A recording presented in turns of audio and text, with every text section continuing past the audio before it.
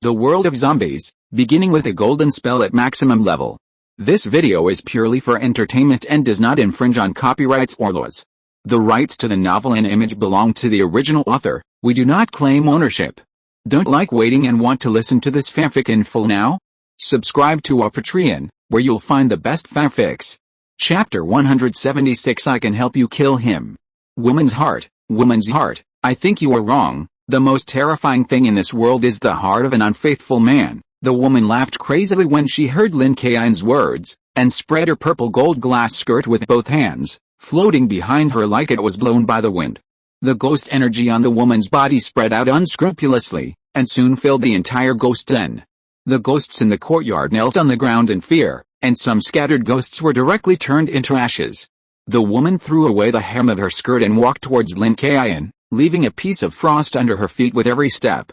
She showed a tragic smile, gently pressed against Lin Kaiyun's ear, and whispered, "You are very interesting, and you have a similar smell to him, so you should die even more." The woman's voice was very plain, as if she had just said an ordinary sentence, but the murderous intent in it was very obvious, and Lin Kaiyun could clearly feel it. "I can help you find him and kill him." Lin Kaiyun did not dodge, nor did he panic and tilt his head, and said it very seriously. "What?" The woman's face was full of surprise. Lin Kaiyun did not avoid it, and reiterated his words, and read them to the woman word by word. "I said I can help you find him and kill him if he is still alive." Ha ha ha. After hearing Lin Kaiyun's words, the woman seemed to be crazy, holding her head and laughing, and then she cried again, repeating this weird state for a long time. During this period, the entire ghost den also underwent drastic changes. The courtyard disappeared, all the ghosts disappeared, and this magnificent small wooden building became an ordinary house. The whole house was very dilapidated, with only one plaque that was brand new and intact, with the word Huifu engraved on it. Ringing. A gloomy wind blew in the ghost den, and the sound of wind chimes came from everywhere. Then countless white sails and wooden signs of dead people hung from the sky. It can be seen that all 73 people died on the same day. At this time, the entire ghost den changed. The extremely dark space disappeared and became extremely normal. The sky was blue, and there were white clouds. The dilapidated Huifu seemed to have shed its old skin and restored its original appearance. All the tablets of the dead were transformed into living people with joy on their faces. At the same time, many people walked around, wearing noble silk and satin, holding gifts in their hands. The old housekeeper appeared again without a terrifying look, but a truly kind old man. He bowed to the guests and said, "The eldest lady of Huifu is getting married today. Please take a seat. Congratulations, congratulations to the eldest lady of Huifu. I heard that the eldest lady of Huifu has found a handsome young man. Congratulations." Everyone's face was full of joy, and they kept saying congratulations. The whole Huifu was shrouded in joy. Everyone was busy, following the steps of marriage and getting married step by step. And Lin Kaiyun and others seemed to be standing from the perspective of bystanders, watching everything bit by bit. The Huifu is still preparing for the wedding. When all the guests arrived, some very prestigious old gentlemen were invited to speak. Then all the guests sat down in the courtyard. During this period, many talented scholars gathered in the small pavilion to recite poems and write couplets.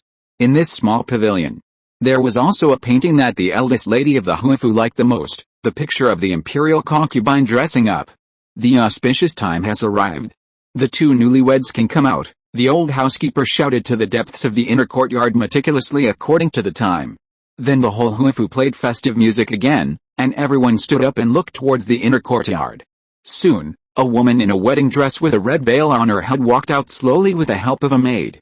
The wedding dress was embroidered with colorful phoenixes and mandarin ducks. Although the dress was very loose, it could not cover up the curvy figure at all. The small movements of the details on the arms and the temperament of walking undoubtedly showed that the eldest lady of the Huifu was a lady from a noble family. Under the guidance of the maid, the eldest lady of the Huifu walked into the inner hall.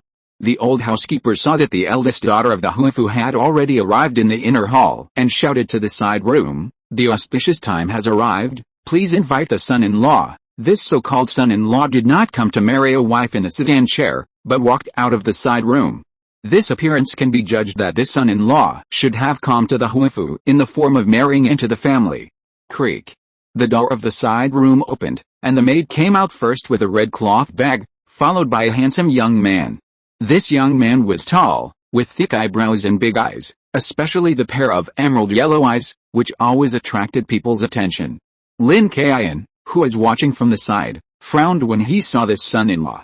He always felt that he seemed to know this person, or he should know him. Lin Jiu noticed the eyes of this son-in-law. There was a hint of charm in his eyes, which was definitely not normal, and humans should have. Lin Jiu said to Lin Kaiyun, "Kaiyun, this son-in-law is very strange, maybe he is not a human." Not a human. Lin Kaiyun fell into thought after hearing this. He felt very familiar with this person, but he just couldn't remember it. The son-in-law, also under the guidance of the maid, walked into the inner hall and stood opposite the eldest lady of Huifu. Then, under the witness of the elders, the two of them worshipped in the hall to get married, knelt down to worship their parents, and knelt down to worship heaven and earth. Finally, under the encouragement of the guests, they were sent to the bridal chamber. Entering the bridal chamber, the son-in-law lifted the veil of the eldest lady of Huifu. At this point, the appearance of the eldest lady of Huifu can be clearly seen. She is somewhat similar to the mysterious woman in the ghost den, but although her appearance is beautiful, it is not so stunning. The son-in-law said gently to the eldest lady of Huifu, Huiner, today is a big day for you and me. I have been looking forward to this day for a long time. From the moment I met you, I have been looking forward to today." Liu Lang, the eldest lady of Huifu, lowered her head shyly. The son-in-law called Liu Lang raised his hand and gently stroked the face of the eldest lady of Huifu. A strange smile appeared on the corner of his mouth, and he said, "Huiner, today is a happy day. We have hurriedly finished the ceremony, and I haven't gone out to toast the guests yet. Wait for me here." The eldest lady of Huifu nodded. Then covered her veil herself and said softly, "Liu Lang, hurry up, don't keep me waiting, Huiner. If this love is long-lasting, why should we be together day and night?" The son-in-law kissed the eldest lady of Huifu on the forehead through the veil, and then walked out with a wicked smile. Chapter 177. It turns out to be this. The moment the son-in-law, called Liu Lang, stepped out of the bridal chamber, his eyes became fierce and his expression was unusually cold. With his yellow eyes, he looked like a wild beast hunting at night. "I wasted half a year, and now I'm finally going to get it." The son-in-law showed a sinister smile at the corner of his mouth, and then walked towards the courtyard full of people. The son-in-law spread his hands, and with every step he took, his hands extended sharp claws. At the same time, a lot of yellow hair grew on his wrists, and his handsome face became sharp and monkey-faced. His eyebrows disappeared, and the yellow hair that emerged became a piece. It turned out to be a weasel. When Lin Kaiyun saw this, he finally understood what the son-in-law's true form was. It was indeed as Lin Jiu said, this son-in-law was not a person, but a weasel. I know, it turned out to be it, combined with the name that the eldest lady of Huifu had given to the son-in-law before. The two lines in Lin Kaiyun's mind seemed to be suddenly connected together, and he remembered who this weasel was. If Lin Kaiyun hadn't judged, this weasel was the sixth Master Wang who almost killed him. Lin Kaiyun suddenly realized, no wonder the female ghosts in the ghost realm say that they have a similar smell. At this moment, a shocking change occurred in the Huifu. The weasel turned back to its original form, facing the moonlight, holding up its claws, and started killing in the courtyard full of guests. This weasel had no purpose and didn't pick people. It just wanted to kill all the guests, and at the same time, all the people in the Huifu. It was too difficult for ordinary humans to escape from the hands of this weasel. In just over 10 minutes, a total of 73 people, including the people in the Huifu and the guests who came to congratulate, all died tragically under the claws of the weasel. The blood flowed like a river, and the moonlight in the sky was reflected in it, like a blood moon. After killing people, the weasel turned back into human form and walked towards the bridal chamber. The young lady of the Washington mansion, who was wearing a veil, heard the footsteps and asked happily, "Liu Lang, are you back?" "Actually, you don't have to be so anxious, I was just saying it casually just now." The young lady of the Washington mansion thought that Liu Lang came back quickly because of what she had said just now. Her heart was full of joy, a kind of joy that her words were valued. The weasel sat on the bedside as if nothing had happened, took the hand of Miss Huifu, and said sincerely, "Huiner, I have already toasted, but these friends and relatives who came to congratulate us really hope that you and I can go together and have a drink with them." Miss Huifu happily grabbed the weasel's hand, but was still a little hesitant. "This is not good. I'm just a girl. How can I show my face outside on my wedding night?" The weasel did not reveal his true face, and was still acting and said, "It's okay, just don't take off the veil and show your face. These friends and relatives have come from afar to bless us too. It would not be good if we did not fulfill their wishes. Besides, today is the happy day of the Huifu, so let's have fun together. It's nothing. I don't care.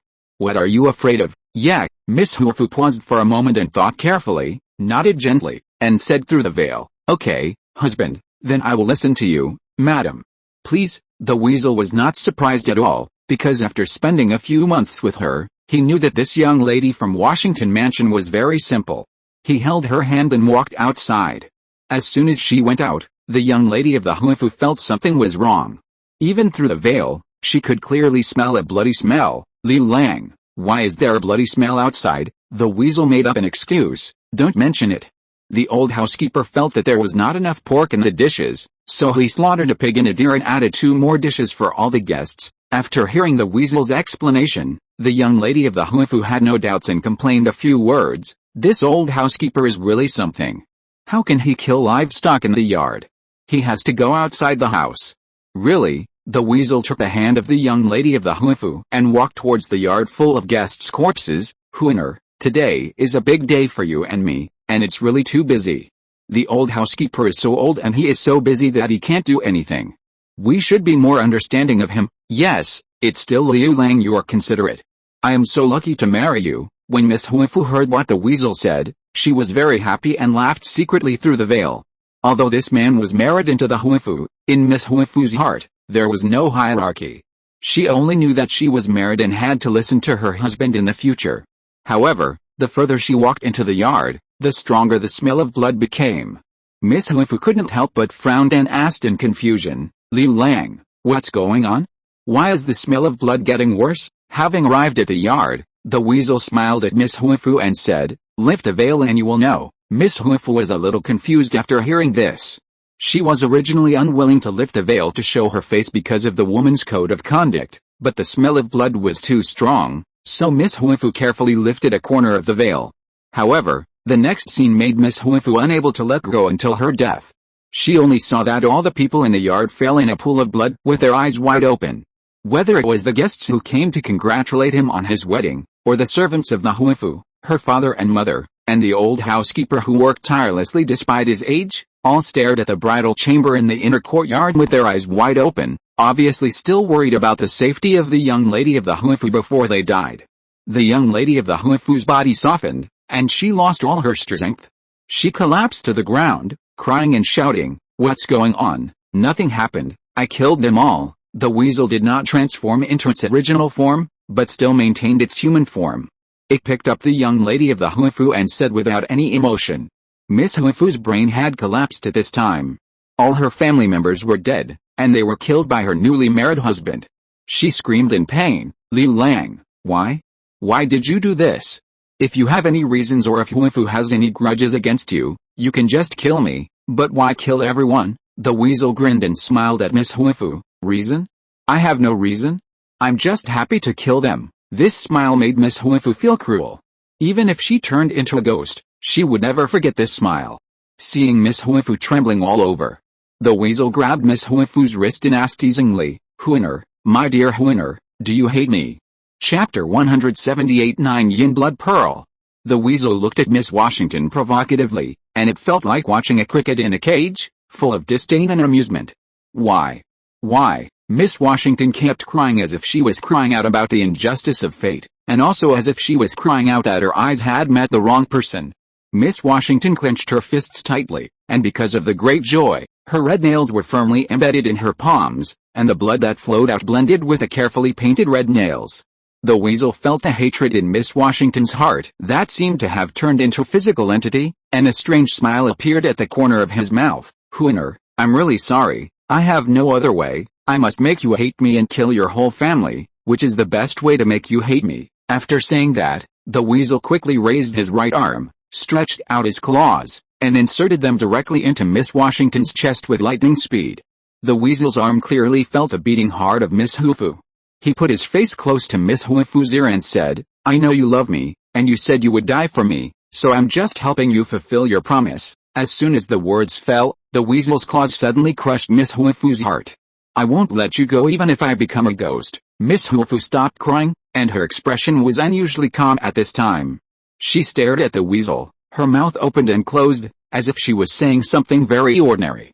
Miss Huifu not only did not cry, but she didn't even feel pain when the weasel dug her heart out, because all the pain at this moment was not as painful as her heartache. What on earth is this guy going to do? Lin Kaiyun looked at the scene in his memory and didn't understand the behavior of the weasel. The weasel first made Miss Huifu fall in love with him, and married into the Huifu family. On the wedding night, he brutally killed the Huifu family, and finally stimulated Miss Huifu until she took out her heart. This action can only be described as perverted in Lin Kaiyun's mind, and he really can't think of any other explanation. However, at this moment, the weasel in the memory picture suddenly laughed and shouted to himself, "Ha ha ha, I found it, it really exists." At the same time, the chest of the young lady of Huifu, which was bleeding profusely, did not bleed at this time, and the blood seemed to have turned into a piece of paper and fell to the ground. The weasel suddenly pulled out his hand, but what he held in his hand was not the heart of the young lady of Huifu, but a round blood clot. It's true. As long as the reincarnation of the 9 yin is planted with a love insect, if the effect of the love insect is forcibly reversed and the lover is hated, the insect will drill into the heart vein, and as long as the insect is taken out at the moment of destruction, it will form this 9 yin blood bead. The weasel's face showed an excitement that could not be expressed in words. He held the round blood clot in his hand, threw the young lady of Huifu who died with her eyes open to the side, and got up and left. It turned out that the young lady of Huifu was born in the yin year and yin month of the 9 previous lives. This life happened to be the 9th life, and her fate was the 1 in a million 9 yin fate. So after the weasel felt the fate of the young lady of Huifu, he set his sights on her, and then found a love goo and quietly planted it in the body of the young lady of Huifu. Therefore, the young lady of Huifu fell in love with the weasel, turned into human form, and insisted on marrying him. On the wedding night, the weasel used the simplest and crudest thing to promote the 9 yin blood pearl. The weasel can no longer be described as cruel, it is simply unforgivable. At this time, the young lady of Huifu in the memory picture fell in a pool of blood, staring at the back of the weasel with her eyes, and actually blinked unbelievably. At the same time, the entire memory picture began to collapse, and the entire ghost den seemed like a newly renovated house, with the wall skin constantly falling off. The entire ghost den returned to its gray and dilapidated appearance. Lin Kaiyun, Lin Jiu and the former real person were once again in the dilapidated Hui mansion. The wind chimes floating in the sky and the wooden signs of the dead were all reminding them that they had left the picture in their memories. At the same time, the mysterious female ghost in the ghost den appeared in front of Lin Kaiyun again. Her face was no longer as fairy-like as before, but it was the eldest lady of Hui mansion in the memory picture, Huar, with no discernible expression on her face, just looked at Lin Kaiyun coldly and asked, "My enemy is this weasel, who claims to be Wang Liling. I don't know anything else about him. Do you still have the confidence to help me kill him?" Lin Kaiyun didn't avoid his gaze, just stared at Huar, and then said seriously, "I'm sure I can help you kill him, and I can tell you for sure now that I should have seen the weasel in your memory." Huar was very excited when she heard Lin Kaiyun say this, and the ghost energy around her body jumped uncontrollably, and the whole ghost den shook, as if it could collapse at any time. Huar raised her hand, grabbed Lin Kaiyun's arm, and asked nervously, "What? Really? Are you sure you have seen him?" Huar's expression was not only a little nervous, but her voice was also trembling a little, which shows how terrifying this weasel is in her heart. Lin Kaiyun did not hide anything and told Huar everything. "How could I lie to you in this den of devils? This weasel almost killed me once, and he should have reached the peak of his Taoism now. He doesn't need to transform into human form, his body is almost in human form. But he should be quite old now. The last time I met him, he claimed to be Master Wang Liu." Huar muttered a few words, then looked at Lin Kaiyun with a sharp expression. "Master Wang Liu? Wang Liu? I believe you, your feelings should be right, and you dare not lie to me, and no one can lie to me in front of me." After hearing what Lin Kaiyun said, Lin Jiu also thought of the yellow-skinned man and asked uncertainly, "Kaiyun, is this Master Wang Liu you mentioned the one you met in the charity cemetery last time? Is he the one who gave you the creditor order when you were out?" Lin Kaiyun nodded, and then a hint of murderous intent flashed in his eyes. "That's right, Master. It was that yellow-skinned fellow who claimed to be the descendant of Master Wang Liu. He knocked on the door of Yizhuang in the middle of the night, pretending to be asking for a title, but in fact he had evil intentions. And didn't Granny Taiyi say that he and I already have an evil fate, so as long as he's not dead, he'll come looking for me sooner or later.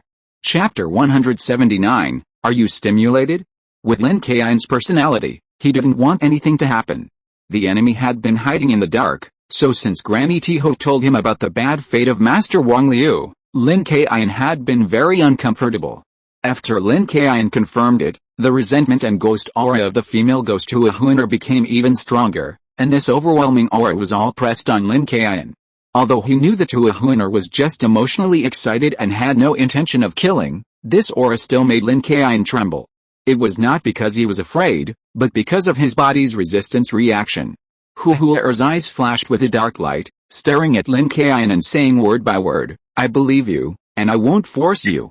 As long as you help me kill that weasel within a year and make him die, if you agree, then I will let you go this time and let you leave the ghost cave safely. Lin Kaiyun nodded and agreed quickly, no problem, leave it to me. As I said just now, I am not only avenging you, but also solving my own problems, so you can trust me completely. Lin Kaiyun's answer was naturally very happy. To be honest, he really wanted to kill Mr. Wang Liu, but where can he find one in such a big world? So Lin Kaiyun had some perfunctory thoughts in his heart. After all, although this female ghost has no intention of killing now, who knows? After all, it is very dangerous in this ghost cave. If this female ghost changes her mind, it will be bad. So Lin Kaiyun's idea now is to get out first no matter what. At this moment, a strange look flashed in Huahuaner's eyes, and then her whole body disappeared in an instant. A terrifying laugh came from the ghost den and lasted for several minutes. Finally, Huahuaner appeared in front of Lin Kaiyun like smoke, raised her cold arm, touched Lin Kaiyun's chin, showed a hideous smile on her face, and said very coldly, in this ghost den, no one can escape my eyes. I know you are perfunctory to me, so before you kill that yellow-skinned guy, I will follow you. What? Follow me? Lin Kaiyun didn't expect that Huahuaner actually heard his thoughts. He was very surprised and shouted subconsciously, but then he felt the cold ghost energy and hurriedly explained, well, don't get me wrong. I mean you are a ghost cultivator after all, and I am a Taoist priest. Why are you following me? Huahuaner raised her finger gently, and the whole ghost den was filled with pressure, which made Lin Kaiyun and Lin Jiu and others almost breathless. Huahuaner looked at Lin Kaiyun coldly and said in a cold voice, don't worry, I have my own way. As long as you help me kill that weasel within a year, I will naturally let you go. Otherwise, not only you, but also your family and master will die. Okay, no problem, I promise you. Lin Kaiyun could not consider it, he could only agree. After all, this female ghost was almost invincible in the ghost den, and this pressure was really full of murderous intent. Lin Kaiyun had no doubt that as long as he hesitated or refused, I'm afraid they would all die. I hope you don't play tricks. I think you are a smart person. I can kill you not only in the ghost den, but also outside. Huahuaner stretched out her slender fingers to tease, touched Lin Kaiyun's lips, and showed a weird smile. Then Huahuaner's whole body disappeared, turned into dark light, and disappeared into the ghost den. And then the entire ghost den fell into collapse. And everything around it was shattered. At this moment, all the ghosts in the yard were trembling and kneeling on the ground, begging for mercy. Miss, spare my life. Miss, please spare me. For the sake of my serving you for 100 years, please spare me. Miss, please don't. I am willing to continue to be your slave. However, all the ghosts' pleas for mercy seemed to fall on deaf ears, without any response, and Huahuaner seemed to have completely disappeared. However, Lin Kaiyun looked at these frightened ghosts at this time, and had other ideas in his mind. These ghosts now looked extremely frightened, and seemed to be so scared that they had no fighting power and no fighting spirit. If I were to deal with these ghosts now, I wonder if I would add merit points. Lin Kaiyun's heart became active, as if there was a villain who kept telling him that these were all merit points. These were all merit points. Since Lin Kaiyun had this idea, he seemed to be possessed by a demon. Looking at these strange, disgusting and ugly ghosts, he actually felt very cute. Such a cute little thing. Of course, you have to take out weapons to entertain it. Lin Kaiyun touched the storage belt and took out the 7-star Dragon Abyss sword. Then a smug smile appeared on his face. Under the strange gazes of Lin Jiu and Master Jin, Lin Kaiyun took a step forward, raised the 7-star dragon abyss sword and chopped it down at the nearest ghost. This ghost was just as Lin Kaiyun thought, and only knew to kneel on the ground tremblingly, without any intention of resisting. With a move of the knife, the ghost was split into two by the 7-star dragon abyss sword, and the entire ghost was directly chopped apart. Ding. Congratulations to the host for killing a 100-year-old ghost and gaining 300 points of merit. Ha ha ha. Hearing the pleasant system voice in his mind, Lin Kaiyun couldn't help laughing. Uncle Jiu, has your apprentice been greatly stimulated in the ghost den? Now he seems a little abnormal. Master Jin looked at Lin Kaiyun, who was laughing up to the sky, and there was some sympathy in his eyes. In Jin Zhenren's understanding, Lin Kaiyun might have been stimulated too much by the female ghost in the ghost den, so he was a little nervous and needed to vent. When Lin Jiu heard what Jin Zhenren said, his face darkened instantly. He wanted to point at Jin Zhenren and curse, "Your apprentice is crazy." Of course, Jin Zhenren's unlucky apprentice Afa had already died. However, Lin Jiu's self-restraint was still fine. He glanced at Lin Kaiyun, and then explained to Master Jin, "Well, I think Kaiyun just found that now is the best time to eliminate these ghosts." So he took action. After hearing Lin Jiu's explanation, Master Jin nodded in agreement, then rolled up his sleeves, took out the copper coin sword, and said, "That makes sense, Uncle Jiu, let's do it too. Now that the female ghost has disappeared, and it seems that she has reached an agreement with your apprentice, so as long as we eliminate these ghosts, this ghost den should be resolved." Lin Jiu also pulled out the peach wood sword. "Okay, then let's go together to help and get rid of these ghosts as soon as possible." Chapter 180. Where's that female ghost? Lin Kaiyun was holding the 7-star dragon abyss sword, slashing and killing these demons that had no intention of resisting. He was having a great time, and the pleasant voice of the system kept coming from his mind, making him extremely excited. At this moment, Lin Jiu and Master Jin also came forward to help and killed the demons. "Don't move." Lin Kaiyun was shocked when he saw this and shouted quickly. Seeing Lin Jiu and Master Jin looking at him strangely, Lin Kaiyun realized that his shouting was a bit abrupt, so he explained awkwardly, "It's like this, Master, I haven't used this Maotian sword technique for a long time. I think I'll take this opportunity to practice it. You two seniors, please help me." When Lin Jiu heard Lin Kaiyun's explanation, he obviously felt that something was wrong. He frowned and scolded angrily, "Nonsense, what time is it now? Now is not the time to practice sword techniques. If you want to practice back at Yizhuang, I'll watch you if you practice every day." After that, Lin Jiu took the peach wood sword and stabbed at the nearby ghost again. Seeing that Lin Jiu continued to attack, Master Jin didn't hesitate. Relying on his supernatural power, he pulled the ghost's arm and tore it. Lin Kaiyun's expression was extremely ferocious at this time, and he almost cursed in his heart.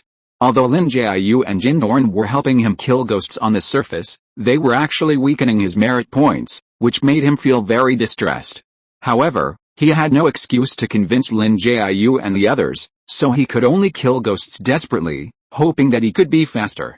So in this ghost domain, you can see such a scene. Lin Jiu and Jin Dorn steadily eliminated the nearby ghosts without leaving any trouble, while Lin Kaiyun was holding a 7-star dragon abyss sword like a madman, angrily slashing at all the ghosts. When Master Jin saw Lin Kaiyun's crazy look, he remembered that he was also so violent and tough when he was young.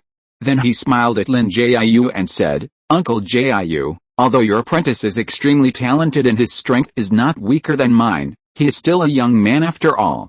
He likes to show off when he is full of vigor." Lin Jiu also smiled in response, "Dao, we all came from that era.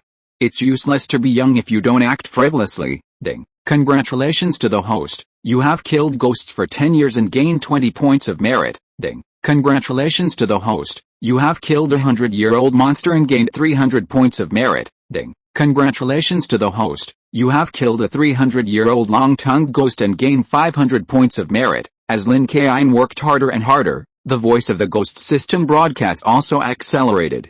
However, this life and death attack did not make Lin Kaiyun feel tired, but rather a kind of encouragement. Lin Kaiyun pushed the 7-star dragon abyss sword to its limit. The sword light extended 3 feet wide, like a machete, turning over and slashing, swinging with great force.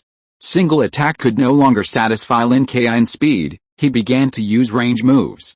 And followed by a series of merit value broadcasts. Soon, the 100 ghosts were killed by Lin Kaiyun.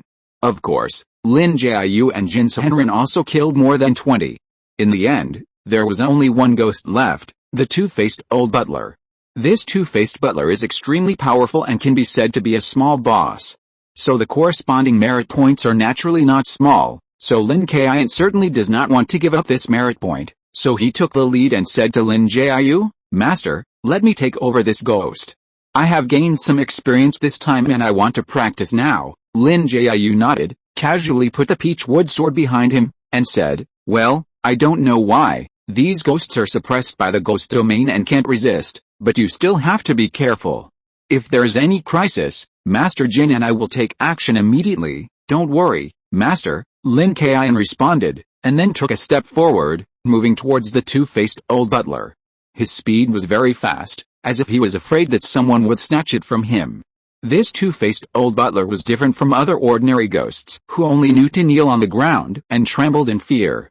When he saw Lin Kaiyun attacking, he actually begged for mercy. "Please spare me, I am quite strong, I am willing to be your slave." Although this two-faced old butler kept begging for mercy from Lin Kaiyun, he did not show any signs of fighting back or dodging. This shows that even this level 6 two-faced ghost was suppressed by the ghost domain and could not resist. "Save you?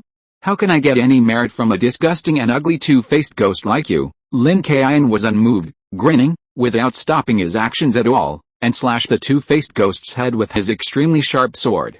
Zzz. With a bang, the two-faced ghost seemed to be burned all over, and generally turned into a large amount of white smoke and dissipated in the ghost domain. At the moment when the two-faced ghost was killed, the entire ghostland became extremely dark, and it was pitch black. Then the entire ghostland seemed to spin rapidly, affecting the thinking and discrimination ability of several people. It felt like traveling through time and space. Although Lin Kaiyun and his companions could not see anything, they felt dizzy, as if they were seasick, and accompanied by a weak sense of suffocation. Bang! Lin Kaiyun seemed to fall out from somewhere, and seemed to climb up from somewhere. The negative emotions of the whole person gradually dissipated, and he tried to open his eyes. He found himself standing on the hillside, surrounded by the corpses of the Baeksan sect master. Lin Kaiyun shouted, looking left and right, looking for Lin Jiu's trace. At this time, Lin Jiu's voice came from the other side. "Kaiyun, I'm here." Soon, Lin Jiu and Jin Zhengying came over from the other side. He said to Lin Kaiyun, "We should have come out of the ghost domain." "That's right, there will be good fortune in the future if there is no danger." Seeing that Lin Jiu was safe and sound, Lin Kaiyun felt relieved and laughed. He couldn't help but calculate his merits in his heart. At this time, Lin Jiu gave Lin Kaiyun a look, opened his mouth, and asked quietly, "Kaiyun, where's the female ghost?" After hearing Lin Jiu's words, Lin Kaiyun realized that he seemed to be too happy before and almost forgot that there was such a thing. Lin Kaiyun released his perception ability and did not find the breath of the female ghost who are. He thought carefully and finally said to Lin Jiu, "I don't know, Master, let's go quickly." Although Lin Kaiyun would not naively think that the female ghost disappeared, he still wanted to leave here as soon as possible, just in case she escaped. Chapter 181 Stop Pretending. Lin Jiu understood, and then said to Master Jin, "Master Jin, we should not stay here for long, let's leave." Master Jin bowed to Lin Jiu, then looked at the body of his apprentice Afa with some sadness, and said, "Uncle Jiu, you should leave first. I want to wrap up the bodies of Afa and my apprentice Wu Xing and take them back." "Okay, fellow Taoist, please accept my condolences. Then we will leave first, and see you again in the future." Lin Jiu also bowed in response, then nodded to Lin Kaiyun, got up and left. Lin Kaiyun was not in the mood to search the bodies of these Xiao Gang warriors and Baeksan Jiao believers to see if there was anything useful. He just wanted to leave this weird mountainside as soon as possible. However, just after Lin Kaiyun took a few steps, there was a whoosh behind him. He looked back vigilantly and suddenly found that a blood-sucking scroll was flying in the sky and heading straight for him. Seeing this, Lin Kaiyun did not panic, nor did he take any action. He just opened his hands and smiled bitterly. Because Lin Kaiyun knew that the scroll was the female ghost Huahuiner, he had hoped that he could escape the entanglement of the female ghost by leaving this place. But now it seems that he was naive, so when he saw the scroll flying over, Lin Kaiyun did not dodge or escape, but raised his hand to greet it. Sure enough, the scroll seemed to have consciousness and flew directly into Lin Kaiyun's hands. Kaiyun, this, Lin Jiu stopped and asked uncertainly. Lin Kaiyun nodded, and said with a self-deprecating smile, "Yes, master, this is the female ghost in the ghost domain. Since I can't escape, I will enjoy it." Lin Jiu nodded, and did not show too pessimism. He comforted Lin Kaiyun and said, "Kaiyun, there is still a year. If you can eliminate the weasel, it would be ideal. If not, I will help you find a way. In fact, this female ghost is more difficult for Lin Jiu, but as long as it is not on the ghost domain, there is no big problem. If it really has to be dealt with, he can just summon the brothers and sisters of Maocean to kill the female ghost. Of course, this move can only be used in an emergency or at the last moment, because the female ghost is next to Lin Kaiyun. If you act rashly, it may bring danger to Lin Kaiyun." Hearing the worry in Lin Jiu's words, Lin Kaiyun nodded and comforted Lin Jiu. "Don't worry, master, I can handle it, don't worry." Lin Jiu's mentality is good at this time. He was so carefree. He was not afraid in the ghost realm, so there was no need to be afraid now that he was out. Besides, he would have to kill the weasel sooner or later. So, Lin Kaiyun took the scroll and followed Lin Jiu down the mountain. 10 minutes later, Lin Jiu and Lin Kaiyun came to the fork in the road at the bottom of the mountain. Lin Kaiyun looked at the zombies that had lost their corpse key under his feet, the footprints of their jumping, and then looked up at the mountain village on the mountain. Then he looked at Lin Jiu and asked, "Master, are we going back to Renjiazhuang now? Or continue to track this Nintendo?" Lin Jiu raised his foot and stepped on the footprints left by the zombies jumping. Then he made a decision and said to Lin Kaiyun, "It's getting late today. Let's go to that mountain village to have a look. If we can find traces of Nintendo, it's better. If not, we can rest there for a night, okay? Then let's follow this road to the mountain village above to have a look." Lin Kaiyun nodded and turned directly to another fork road and walked up the mountain. This mountain village is the mountain village that Zhang Daman tricked them into haunting when they came. This mountain village was built at the foot of this mountain. Because the place where the village was built happened to be a flat land surrounded by it, there was only one way to enter the village, which was very inconvenient. It seemed that the other way that Lin Kaiyun and his friends took before was the way up the mountain. The two of them were on their way very quickly, and since the mountain road was not too long, they reached the entrance of the village in a few minutes. However, as soon as they arrived at the entrance of the village, Lin Kaiyun discovered something unusual. It was already late for dinner, but not every household in the village had lights on, as if there were few people. However, there was a place with flames shooting up into the sky. This was not the strangest thing.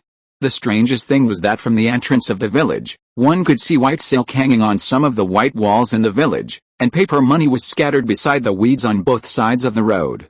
Lin Kaiyun remembered that he felt a sense of resentment at the fork in the road during the day, and then he said to Lin Jiu, "Master, I think the resentment we felt during the day may have come from this village." Lin Jiu nodded, his face solemn. "Yes, every family has white silk hanging, and the houses are closed. At the same time, you can hear the cries of women and children.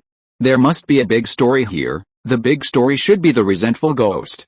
Lin Kaiyun and Lin Jiu both noticed this abnormality, so they looked at each other and walked directly into the village.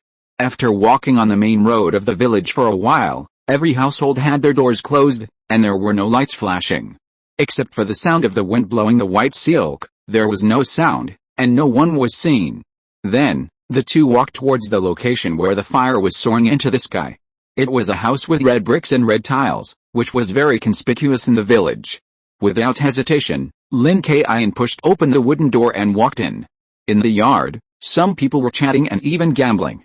When they saw Lin Kaiyun and Lin Jiu coming in, they stuffed their things under their butts in a panic, and then wiped their eyes and pretended to cry. "Husband, why did you leave me? Grandpa, you were not able to spend your old age in peace. Why were you brutally killed?" There were also some corpses covered with weeds in the yard, and these people surrounded the corpses and cried, as if they were very sad. However, these poor acting skills were seen through by Lin Kaiyun at a glance. He did not worry about anything else and asked directly, "Don't pretend, you are not villagers here. You all have clean skin and don't look like farmers at all. Tell me, what is your purpose, and where are the people in this village?" "Huh? I didn't expect it you. A Taoist priest, have such sharp eyes and discovered it? It doesn't matter, just find out. It's just right to tie him up now and send him to the halfway point of the mountain later. That's right, originally we couldn't get this job, and we couldn't get any benefits or credit. Now that this person has come to our door. Isn't it just right? Just tie him up and send him to the wooden messenger. Chapter 182, Don't Kill Too Much? Lin Kaiyun had no time to play along with these people, so he directly spoke and exposed their calculations. When these people saw that Lin Kaiyun had seen through it, they no longer hid and directly took out the weapons hidden in the haystack under the house. When Lin Kaiyun heard what these people said, he immediately understood their identities. He glanced at Lin Jiu and then laughed. So you are also believers of the Baeksan sect? At this time, a noble lady in gorgeous clothes walked out of the crowd and shouted at Lin Kaiyun, "Boy, you actually know that we are the Baeksan sect, so why don't you surrender quickly? Otherwise when we take action, the consequences will be unbearable for you." After the noble lady finished speaking, the expressions of the grieving villagers around her became fierce, and their eyes stared at Lin Kaiyun and Lin Jiu like wolves. Noisy, Lin Kaiyun had no time to negotiate and nag with these people. He raised his hand directly, and several lightning bolts shot out between his 5 fingers, with a violent breath, covering these people with lightning bolts. Damn it, this guy actually dared to do it. Catch him, kill him, let him know the consequences of angering our Baeksan sect. Facing Lin Kaiyun's lightning attack, these Baeksan sect believers did not show any fear, but were filled with anger.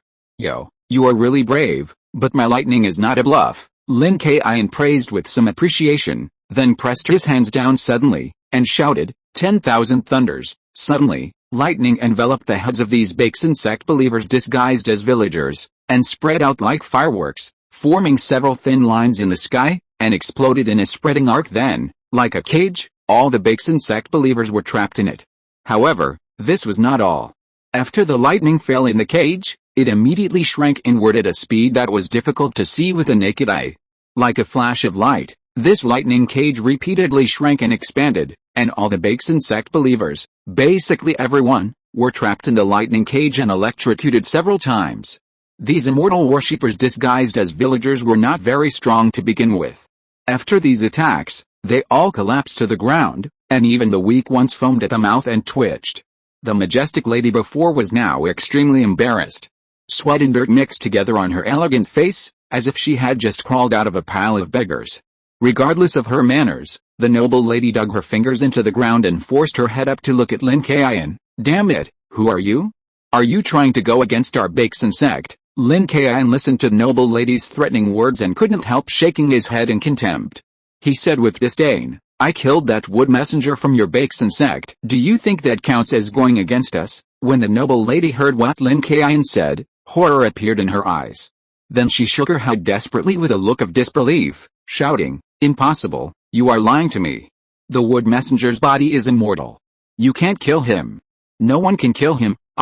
It's the body of the wooden puppet of the wood messenger. Indeed, the turtle shell is really hard, but his soul is as fragile as a baby. It will break with a light tap. Lin Kaiyun also raised his hand in a very vivid way and fanned it, telling the noble lady that killing the woodwalker was as easy as pinching an ant to death. When the noble lady heard Lin Kaiyun accurately describe the characteristics of the wood messenger, she actually knew in her heart that what Lin Kaiyun said was true, but she was still unwilling to believe that such an invincible wood messenger was killed by the young man in front of her. The noble lady seemed to be stunned, lying on the ground and muttering, as if she was crazy, how could it be? This is impossible, I don't believe it. However, the believers of the Baeksan sect who disguised themselves as villagers did not have their faith collapsed like the noble lady at this time. Instead, they were extremely angry and fearless of death. They pointed at Lin Kaiyun and cursed, bullshit, the wood messenger will not die, our Baeksan sect is invincible. That's right, the wood messenger just returned to the arms of the leader, he will not die, kill him, he insulted the Baeksan sect and the leader. Baeksan sect, leader, Lin Kaiyun heard these words repeatedly, and could roughly guess that this should be a cult similar to fooling the people's faith. No matter what kind of religion it is, there must be ordinary believers and managers inside. Ordinary believers have no independent thinking ability at all, or what they see is not reality, so they will only blindly worship or believe in the Baeksan religion. And this noble lady's dress is very much like the manager of the Baeksan religion, or she knows some real situation, So she was so desperate after hearing that the wooden messenger was killed. And those ordinary believers will only believe what they want to believe in their hearts, such as returning to the embrace of the leader or even resurrecting and reborn. Of course, Lin Kaiyun is not in the mood to reason with these people now, or even to save their ignorant hearts. He turned the remaining lightning with his right hand and quickly bound these runaway believers in place. However, even so, there are still many people shouting to break free and want to attack Lin Kaiyun. Ignorant and unrepentant, Lin Kaiyun snorted coldly, and no longer showed mercy. The spiritual energy on his body suddenly burst out, turning into shock waves, slapping these runaway believers on the ground. At this time, Lin Jiu raised his hand, put it on Lin Kaiyun's shoulder, shook his head, and said, "Kaiyun, don't hurt innocent people, whether these are good or bad. Lin Jiu will not let Lin Kaiyun hurt innocent people." Although Lin Jiu knows that some people who harm living beings are no less evil than evil spirits, as a Taoist priest of Maotian, he must not kill innocent people. "Don't worry, master, although these people look painful, they are not in danger of life." Lin Kaiyun grinned at Lin Jiu. He naturally knew Lin Jiu's temper. When he was in Renjia town, even though Lin Jiu was caught by Ai and put in jail, he did not hurt anyone. Lin Jiu nodded, stared at Lin Kaiyun, and said meaningfully, "Kaiyun, people who practice Taoism, don't kill too much." Lin Jiu is not an ordinary person. He can feel that Lin Kaiyun treats human life a little indifferently after returning from this experience. "I know, master, I will keep it in mind." Lin Kaiyun understood what Lin Jiu meant, nodded, and didn't say anything else. If you're listening to this novel on a channel other than Fanfic World, it means they downloaded and uploaded it without effort. We cordially invite you to visit our channel, Mundo Fanfic Novelis. There you'll find the original version of this story and you can explore many other novels of various genres. We're waiting for you to immerse yourself in a world of incredible novels. Chapter 183. What the hell? No ghost. You are their leader. I don't want to waste time talking to you. Now tell me where the villagers of this village have gone? And do you know what this resentment is? If you don't tell me, I won't kill you, but I will make you live a life worse than death." Lin Kaiyun's finger shot out a stream of spiritual energy, which turned into a transparent palm in the air and grabbed the embarrassed lady. The lady seemed to have suffered a heavy blow, as if her faith in her heart collapsed. She was in a daze and didn't know if she heard Lin Kaiyun's question. She didn't have the slightest intention of answering. "Don't say it. We, the people of the Baeksan sect, will not surrender so easily. We, the believers of the Baeksan sect, will definitely return to the arms of the leader. Even if you kill us, what does it matter? Come on, do it.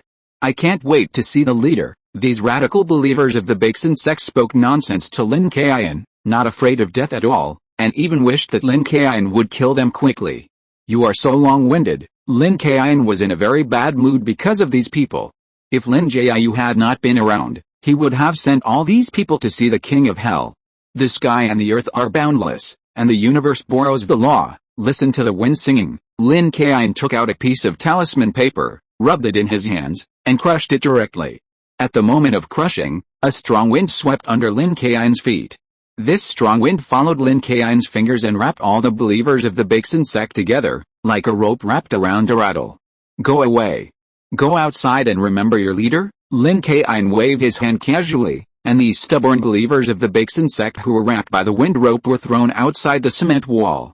"Now, if you don't say it, I won't be polite," Lin Kaiyun said to the lady. His tone was light, but the threat was very obvious. "I don't know what grievance you are talking about. We came here on the orders of the Wood Messenger to lock up all the villagers of Huangshan village. Then we disguised ourselves as villagers to deceive all the Taoist priests or ghost hunters who came." The noble lady did not seem to have lost her soul this time. She looked up at Lin Kaiyun and responded. The noble lady was a person who knew the current situation. She knew that even if she didn't say anything now, she would definitely suffer. And if she suffered, she would definitely confess if she obviously couldn't bear it. So from the perspective of the result, she would confess anyway, so it would be better to cooperate happily to save herself from suffering. Hearing the noble lady's answer, Lin Kaiyun glanced at Lin Jiu, and then said to the noble lady, "Now let these villagers out." The noble lady nodded, and then walked towards a house on the side that looked like an ancestral hall. This house was very conspicuous in the yard. Lin Kaiyun had already discovered it when he came in, especially the plaque on it, which made Lin Kaiyun very strange. There were several big characters written on the plaque. Bu's ancestral hall. Whether in the previous life or in this life, this surname is very rare. However, Lin Kaiyun has an impression of this surname, just because it comes from a movie. Just when Lin Kaiyun fell into reverie, there was a chaotic shouting and cursing in the ancestral hall. "You bunch of thieves, if you have the guts, kill us. I advise you to let us go. The villagers who escaped have already notified the security team.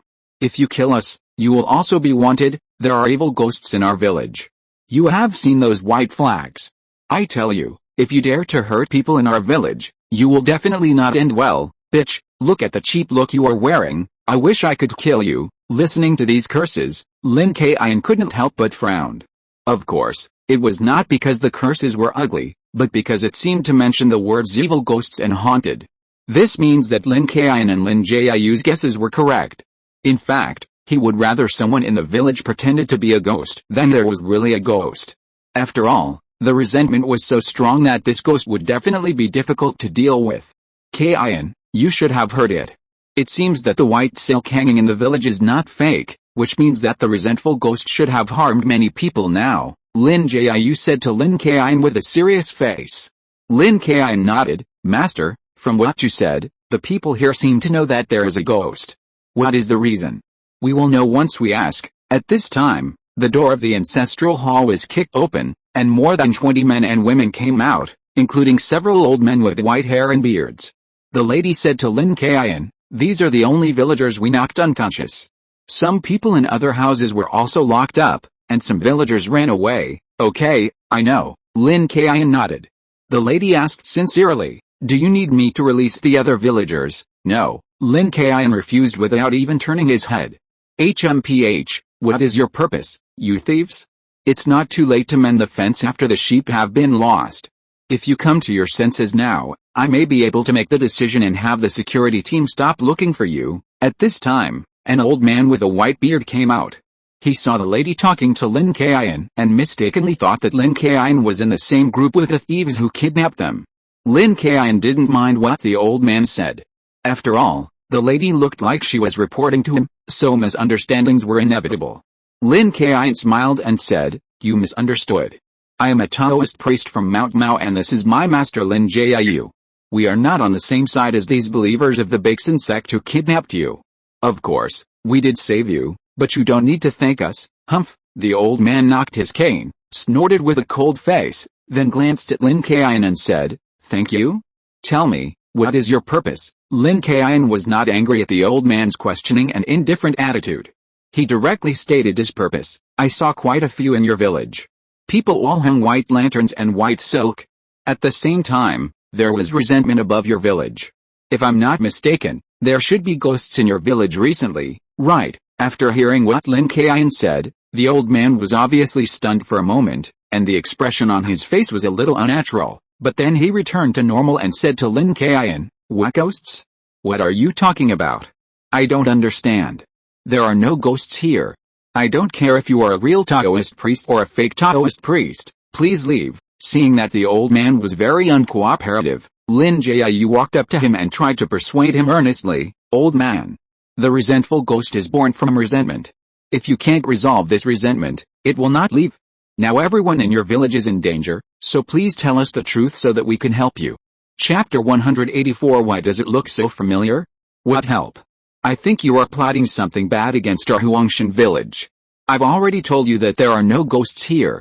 I advise you to get out of here before the security team comes to arrest you. The white-bearded old man raised his cane and pointed at Lin Jiu with a vicious expression, almost ready to curse. Lin Kaiyun's face was very ugly at this time, even a little angry. He raised his arm, and a stream of spiritual energy pressed the white-bearded old man's cane to the ground. "We are talking to you now to respect you. Don't pick up your broken cane at every turn." When the white-bearded old man said that to Lin Kaiyun before, he didn't care and didn't have too complicated emotions, but seeing the old man holding a cane and accusing Lin Jiu, Lin Kaiyun felt very uncomfortable. At this time, Lin Jiu did not accuse Lin Kaiyun of being too reckless. He was actually angry at these ignorant villagers, but he still patiently persuaded, "Old man, aren't you afraid of evil spirits? Or is there any other reason?" "We won't care about other reasons. We are just Taoist priests of Maoshan, not judges, so we can only help you exorcise ghosts." Sure enough, after hearing what Lin Jiu said, Lin Kaiyun saw that the faces of the villagers in the yard had obviously changed, and a few people wanted to say something but stopped. Obviously there was something hidden. However, at this moment, the white-bearded old man snorted angrily and started cursing. "See? They have exposed their tracks and were forced to take action. They are clearly in the same group as those weirdos before. Don't be fooled by them. They just want to use the name of evil spirits to rob us of our food and property." After the old man finished speaking, the villagers were excited again, and they stood up and followed the old man's thinking and started cursing. "Chief Bu, you are right. When those bad guys came before, they also looked enthusiastic. Yes, don't be fooled again. Look at that gorgeously dressed bitch. She has been behind the young man. They are clearly in the same group. That's right. You must have seen that we are not willing to take our hard approach, so now you are going to use soft tactics." Lin Jiu couldn't help sighing when he heard these words. He shook his head and said, "Kaiyun, let's go. Since the people in this village are not afraid of evil spirits, let them solve it themselves." Lin Jiu also saw that these people had no intention of cooperating. If it was the case, it would be a waste of time to persuade them. It would be better to retreat. If the evil ghost came out to make trouble again, they would definitely come to him. As long as they stayed in this village at night, they would definitely come to them again. "Master, I think we should just leave. These people's hearts are blinded by lard. Let's just let the resentful ghost kill them. Anyway, this resentful ghost is made up of resentment. This time it came back just for revenge, so it is naturally very cruel. It is common to disembowel and separate the body. Some resentful ghosts even like to torture and kill their enemies in their lifetime." Lin Kaiyun deliberately sneered and said sarcastic words. These words were specifically for the villagers to hear. Anyway, they were not afraid, so Lin Kaiyun didn't mind scaring them. Lin Kaiyun's words really had some effect, making them think of the viciousness of the evil ghosts a few days ago. With some fear on their faces, they whispered to the white-bearded old man, "Chief Bu, it is possible that these two Daoists can really subdue the evil ghosts. Why don't you let them try?" "Yes, Li Kifan died tragically a few days ago, and I'm still scared. Chief Bu, why don't you let these people try?" Before the white-bearded old man, Chief Bu, expressed his opinion, a young man was impatient to scold these people who compromised. "Why don't you learn your lesson? So many people before were liars, not to mention that the two people in front of us are in cahoots with the bad guys who kidnapped us before. How can you trust him?" When the others saw the young man coming out to accuse them, they all spoke in a weird tone. "Bu Wanshan, I say this was caused by you. I heard that the hungry ghost was calling your name before he killed someone, saying that he wanted to take revenge on you. That's right, Bu Wanshan, have you done something bad that you feel guilty about? Otherwise, how could you attract ghosts?" This young man is called Bu Wanshan, the son of the white-bearded Bu clan leader, and also a teacher in this village. After hearing these accusations, Bu Wanshan's face was very ugly, as if he had done something bad and was exposed, but he did not admit it at all, and scolded back without mercy. "Don't talk nonsense. I told you before, this matter has nothing to do with me. You heard rumors. If this matter is really true, then why didn't the evil ghost come to me? Instead, it went to harm other people, those people who obviously had complaints." After hearing these words from Bu Wanshan, also shut up immediately and stopped talking. After all, what they had heard before was indeed a rumor. First of all, they were not sure. Secondly, they also agreed with Bu Wanshan's statement. If the evil ghost really wanted to seek revenge on him, it would have come to kill him long ago. How could he be allowed to live until now? So although there were rumors, the villagers didn't really think much about Bu Wanshan. First, Bu Anyan was still safe and sound, which most likely meant that the evil ghost was not looking for him to seek revenge. Second, it was not safe. After all, he was the son of the patriarch. Although this village was called Huangshan Village, it was named so because it was backed by Huangshan Mountain. In fact, there were many people with the surname Bu in this village, and many of them had some relatives with the Bu family. Because of this, the status of the patriarch was very high. In addition, Bu Wanshan had been teaching in the village. The only school in the village was built by Bu Wanshan with his own money. In addition, Bu Wanshan's wife was the daughter of the richest man in the village. Therefore, not only because Bu Wanshan was the son of the patriarch, but also because of his actual situation, he had a great reputation in the village. If they hadn't been kidnapped today and experienced some twists and turns, no one would have mentioned these rumors on the surface. Of course, even if they did, after Bu Wanchen's explanation, everyone else was speechless. However, when Lin Kaiyun heard the name Bu Wanchen, he was surprised. He felt that he had heard this name somewhere before, but he couldn't remember it for a moment. This feeling made him very uncomfortable and itchy. The harder he tried to think, the harder he could remember. Chapter 185, and Mei? Chu Ren Mei? Lin Kaiyun was stunned and thought about this for a long time, but he still couldn't remember where he heard this name. Since he really couldn't remember it, Lin Kaiyun simply ignored it. It might be that he just heard it wrong at the beginning, so he said to his master Lin Jiu, "Master, let's go. It's useless to reason with them now. When the resentful ghost comes out to kill them, these people will naturally change their minds. Okay, let's go." Lin Jiu nodded, and left with his hands behind his back and a gloomy face. Lin Kaiyun didn't stay for a second, turned around and followed Lin Jiu to the door. The noble lady of the Baeksan sect was delighted to see that Lin Kaiyun didn't seem to have any intention of cleaning them up or dealing with them. Of course, this noble lady would not ask Lin Kaiyun for instructions on how to deal with them, but chose to avoid Lin Kaiyun's gaze, quietly released the believers of the Baeksan sect outside the door, and slipped away.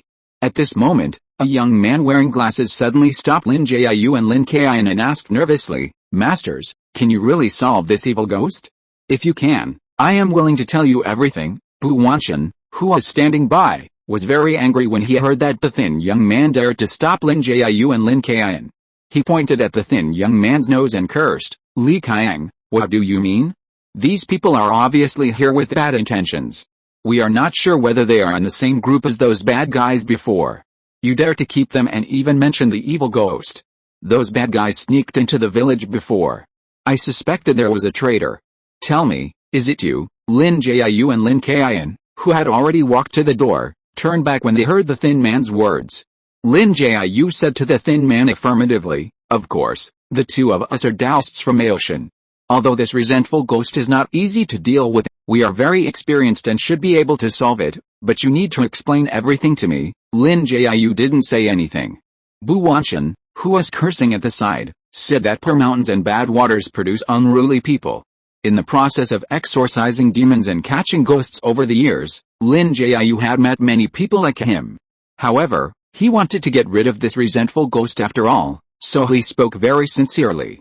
Bu Wanchen was even more angry when he saw that no one paid attention to him, so he looked at his father. Chief Bu naturally understood what his son meant. He walked up to Li Kaiyun with his cane and asked in a coercive manner, "Li Kaiyun, did you really lead these bad guys to the village as Wanchen said? If so, don't blame me for being cruel and sinking you into the lake under the mountain." The thin man was called Li Kaiyun.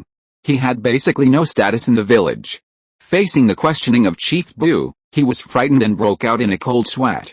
He hurriedly explained, I'm not a traitor at all, and I don't know those bad guys." Originally, Lin Kaiyun had no good feelings for these unruly people, and even had no idea of saving them, but at this moment, seeing Chief Bu, he actually looked like he had confessed under torture, and thought of a plan to disgust the father and son of the Bu family. Lin Kaiyun raised his hand casually and used the trick of learning things through the air, and actually dragged Li Kaiyun in front of him a few meters away. Lin Kaiyun patted Li Kaiyun on the shoulder and comforted the frightened Li Kaiyun, saying, "Don't be afraid, with me here, no one will frame you, and no one will let you be framed." At this time, the other villagers, including Bu Wanchen and his son, were terrified to see Li Kaiyun actually flew over directly. "How is it possible? Li Kaiyun flew over. I know. This Li Kaiyun is fake. He must be a demon in disguise." No wonder Li Kaiyun wanted to keep these two liars. Someone said that Li Kaiyun was a demon in disguise. As soon as this word came out in the yard, it immediately exploded. All the villagers hid in panic. The whole yard was in chaos. If it weren't for Patriarch Bu to stop them, they would have scattered. Lin Kaiyun ignored those troublemakers and looked at Li Kaiyun, smiling and asked, "Your name is Li Kaiyun, right? Don't worry, if you tell me everything, I will naturally help you get rid of this resentful ghost." Li Kaiyun calmed himself down and reduced his fear a lot. He was also very surprised before why he could fly here directly, and even a little afraid of Lin Kaiyun, but after thinking about it, he felt that Lin Kaiyun really had real skills, and he felt more at ease. He clenched his fists and stared at Lin Kaiyun, shouting, "Two Taoists, that is not a resentful ghost, that is Aunt May." At this time, after hearing what Lin Kaiyun said, the father and son of the Bu family turned green in an instant, and they scolded directly, "Shut up, Lin Kaiyun, don't talk nonsense, Lin Kaiyun, if you continue to spread rumors to confuse the public, I will never let you go." Lin Kaiyun's expression at this time was also a little surprised. He waved his hand and the spiritual energy directly covered the mouths of the father and son of the Bu family, forcing them to shut their mouths. Then Lin Kaiyun asked Lin Kaiyun uncertainly, "Wait, Aunt May? Your name is Lin Kaiyun, and that person is Bu Wanshan. The Aunt May you are talking about is called Chu Ren Mei." Lin Kaiyun nodded, and then looked at Lin Kaiyun in confusion. "Yes, it's Chu Ren Mei, Aunt May. Do you know Aunt May too? That shouldn't be the case. Aunt May has been dead for 10 years. However, Lin Kaiyun did not respond at this time. In fact, he was already very shocked in his heart. If he was not sure about the name Bu Wanshan before, then when the name Chu Ren Mei appeared, coupled with Lin Kaiyun's affirmation, his memory was simply too deep. The name Chu Ren Mei was simply a shadow of his childhood. In his previous life, he didn't dare to go to the toilet alone at night. This was precisely because of a movie he had seen in his previous life, The Old Corpse in the Mountain Village. Now Bu Wanshan and Chu Ren Mei appeared in this village. Lin Kaiyun didn't expect that he had unknowingly entered the plot of The Old Corpse in the Mountain Village. In the movie The Old Corpse in the Mountain Village, Chu Ren Mei was a villager in Huangshan Village, a singer, and also taught the children in the village to sing opera. Later, she was introduced to Bu Wanshan and married. Chu Ren Mei loved Bu Wanshan very much and worked hard to support the family. However, Bu Wanshan was not a good person, but a beast in human clothing. A few years after marrying Chu Ren Mei, he met the rich girl in the village and had an extramarital affair. After that, he wanted to divorce Chu Ren Mei and be with this rich girl forever. However, Chu Ren Mei had been obedient and law-abiding after marriage and had a good reputation in the village. Bu Wanshan had no reason to divorce Chu Ren Mei. However, this rich girl had a good family background, so it was natural that she was very attractive to Bu Wanshan. Since he could not divorce Chu Ren Mei, he came up with a vicious plan. Chapter 186 Kill all of you. In order to divorce Chu Ren Mei with legitimate reasons, Bu Wanshan thought of a vicious plan. He first lied to Chu Ren Mei that he was framed and owed others a large sum of money. Now he had no way to pay back the debtor, and even wanted to kill him. Bu Wanshan cried pitifully to Chu Ren Mei, and finally told Chu Ren Mei indirectly that as long as she could accompany this creditor, all debts could be written off. At first, Chu Ren Mei was unwilling, but Bu Wanshan threatened to die. In the end, Chu Ren Mei gritted her teeth in order not to completely sacrifice her innocence. However, there was no creditor, but Bu Wanshan found a group of people at random and raped Chu Ren Mei. At the same time, Bu Wanshan took people to catch the adultery. In the end, Bu Wanshan wrongly accused Chu Ren Mei of being unfaithful and committing adultery, not only divorced her, but also received severe punishment from the village and beat her to death. Later, Chu Ren Mei's wronged spirit came back for revenge, not only killing those who had grudges against her in Huangshan Village, but also killing all those who stepped into Huangshan Village. Seeing Lin Kaiyun's sad face, as if he was lost in some kind of contemplation, Lin Jiu asked in confusion, "Kaiyun, what's wrong with you? Do you know the hidden story here, Master?" "I should know the hidden story here. I have a general understanding of what this person said about Chu Ren Mei." Lin Kaiyun, who was lost in thought, was awakened by Lin Jiu's words and reacted instantly. With a heavy face, he told Lin Jiu about the incident of Chu Ren Mei. Lin Kaiyun, who was standing by, was surprised when he heard what Lin Kaiyun said. He then nodded and said, "That's right, Taoist priest, do you really know Aunt May? You are absolutely right. What happened is just as you said. Aunt May was wronged." After listening to Lin Kaiyun's story, Lin Jiu sighed and shook his head, and couldn't help but sigh. "Alice, the hearts of people in this world are far more terrible than evil ghosts." Although Lin Jiu knew that this resentful ghost must have suffered great injustice, which would produce such a strong resentment and eventually turn into a fierce ghost to come back for revenge, he couldn't help but feel some sympathy after listening to Chu Ren Mei's story. Chu Ren Mei was originally a good wife to him, and she was even willing to sacrifice her innocence for her husband's debts. As a result, all this turned out to be her husband's vicious scheme. People say that women have the most vicious hearts. Bu Wanshan now seems to be even more vicious. At this time, Bu Wanchen also pointed at Li Kaiyun angrily and cursed, "Li Kaiyun, don't talk nonsense. Everyone in this village knows that Chu Renmei committed adultery." At this time, Bu Wanchen's face was extremely ugly, his eyes were red, and cold sweat could not be controlled from his temples. Even his legs were visibly shaking. The reason why Bu Wanchen was like this was because he knew that what Li Kaiyun and the Taoist priest said was completely true, and it was exactly the same. In addition, there have been rumors recently that Chu Renmei's ghost was killing people in the village, so this moment aroused Bu Wanchen's fear. The head of the Bu family naturally knew what Bu Wanchen had done to Chu Renmei, and he was even the one who instigated it at the beginning, because as long as Bu Wanchen married the daughter of the richest man, he would be very powerful in the village. And it would not be an exaggeration to be a local tyrant. The head of the Bu family angrily knocked his cane and framed Li Kaiyun with righteous words, "Li Kaiyun, it seems that you were the one who brought a bad guys in before, and the story of Chu Renmei's ghost must have been made up by you. Are you the murderer of those people who were killed in the village before?" Li Kaiyun was originally a nephew of Chu Renmei. He had always known that Chu Renmei was wronged, but because he was still young and weak, no one believed him. Li Kaiyun had forgotten about this matter for so many years, until Chu Renmei's ghost came back for revenge, which made Li Kaiyun remember the wronged Aunt May again, but no one in the village still believed him.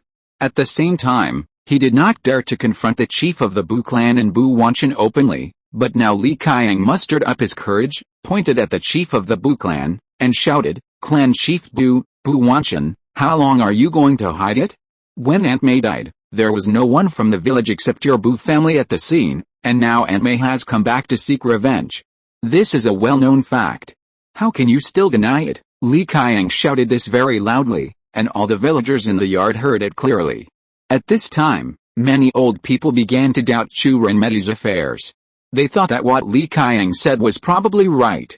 If Chu Renmei had not been wronged, why would she come to the village to seek revenge?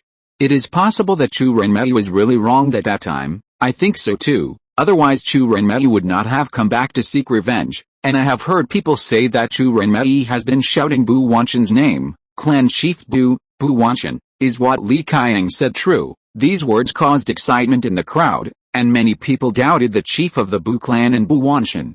Seeing this scene, Bu Wanchen couldn't help but take 2 steps back. He quickly grabbed the arm of the chief of the Bu clan and asked nervously, "Dad, what should we do? These villagers seem to be rebelling." Humph! The chief of the Bu clan was very calm at this time. He snorted angrily, raised his cane and pointed at everyone, and cursed in a bad tone, "What's wrong with you? Don't you listen to me, the chief of the clan? Are you incited by these outsiders?" With a few words, it must be said that the chief of the Bu clan has been the village chief of Huangshan village for more than 20 years, and his prestige is still very great. After seeing the chief of the Bu clan was angry, the dozen villagers in the yard did not dare to speak, and no one wanted to be the first to stand out. At this time, a cold north wind blew in the yard, and the plaque and the gate of the ancestral hall were blown. "What's going on? I don't know, it's so cold. Isn't Chu Renmei here?" Everyone in the yard felt very cold, as if they were buried in a pile of snow in winter, and there was no warm place on their bodies. Even Lin Kaiyun and Lin Jiu felt the cold yin energy at this time.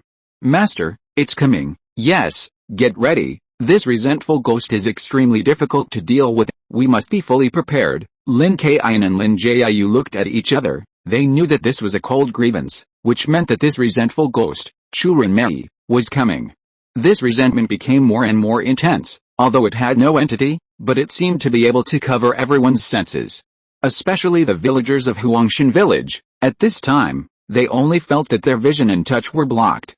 "What's going on? Why can't I see anyone? Where are you?" "Me too, I can hear your voice. You stretch out your hand." Yes, I can touch you. Damn it, it can't be Chu Renmei. It's really coming. Run, I don't want to die yet. Chu Renmei is coming. Run. Chu Renmei is here to take revenge." This abnormal sign made these villagers panic. Although their vision and touch were restricted, they also rushed around with their heads covered. In this chaos, Chief Bu did not run around, but shouted at the top of his voice, be quiet, this is just a trick. This is a trick of the two Taoists. Don't be fooled. If Chu Renmei really comes, how can we be safe and sound?" Chief Bu's voice spread throughout the courtyard, and made the panicked villagers stop, as if they were filled with backbone.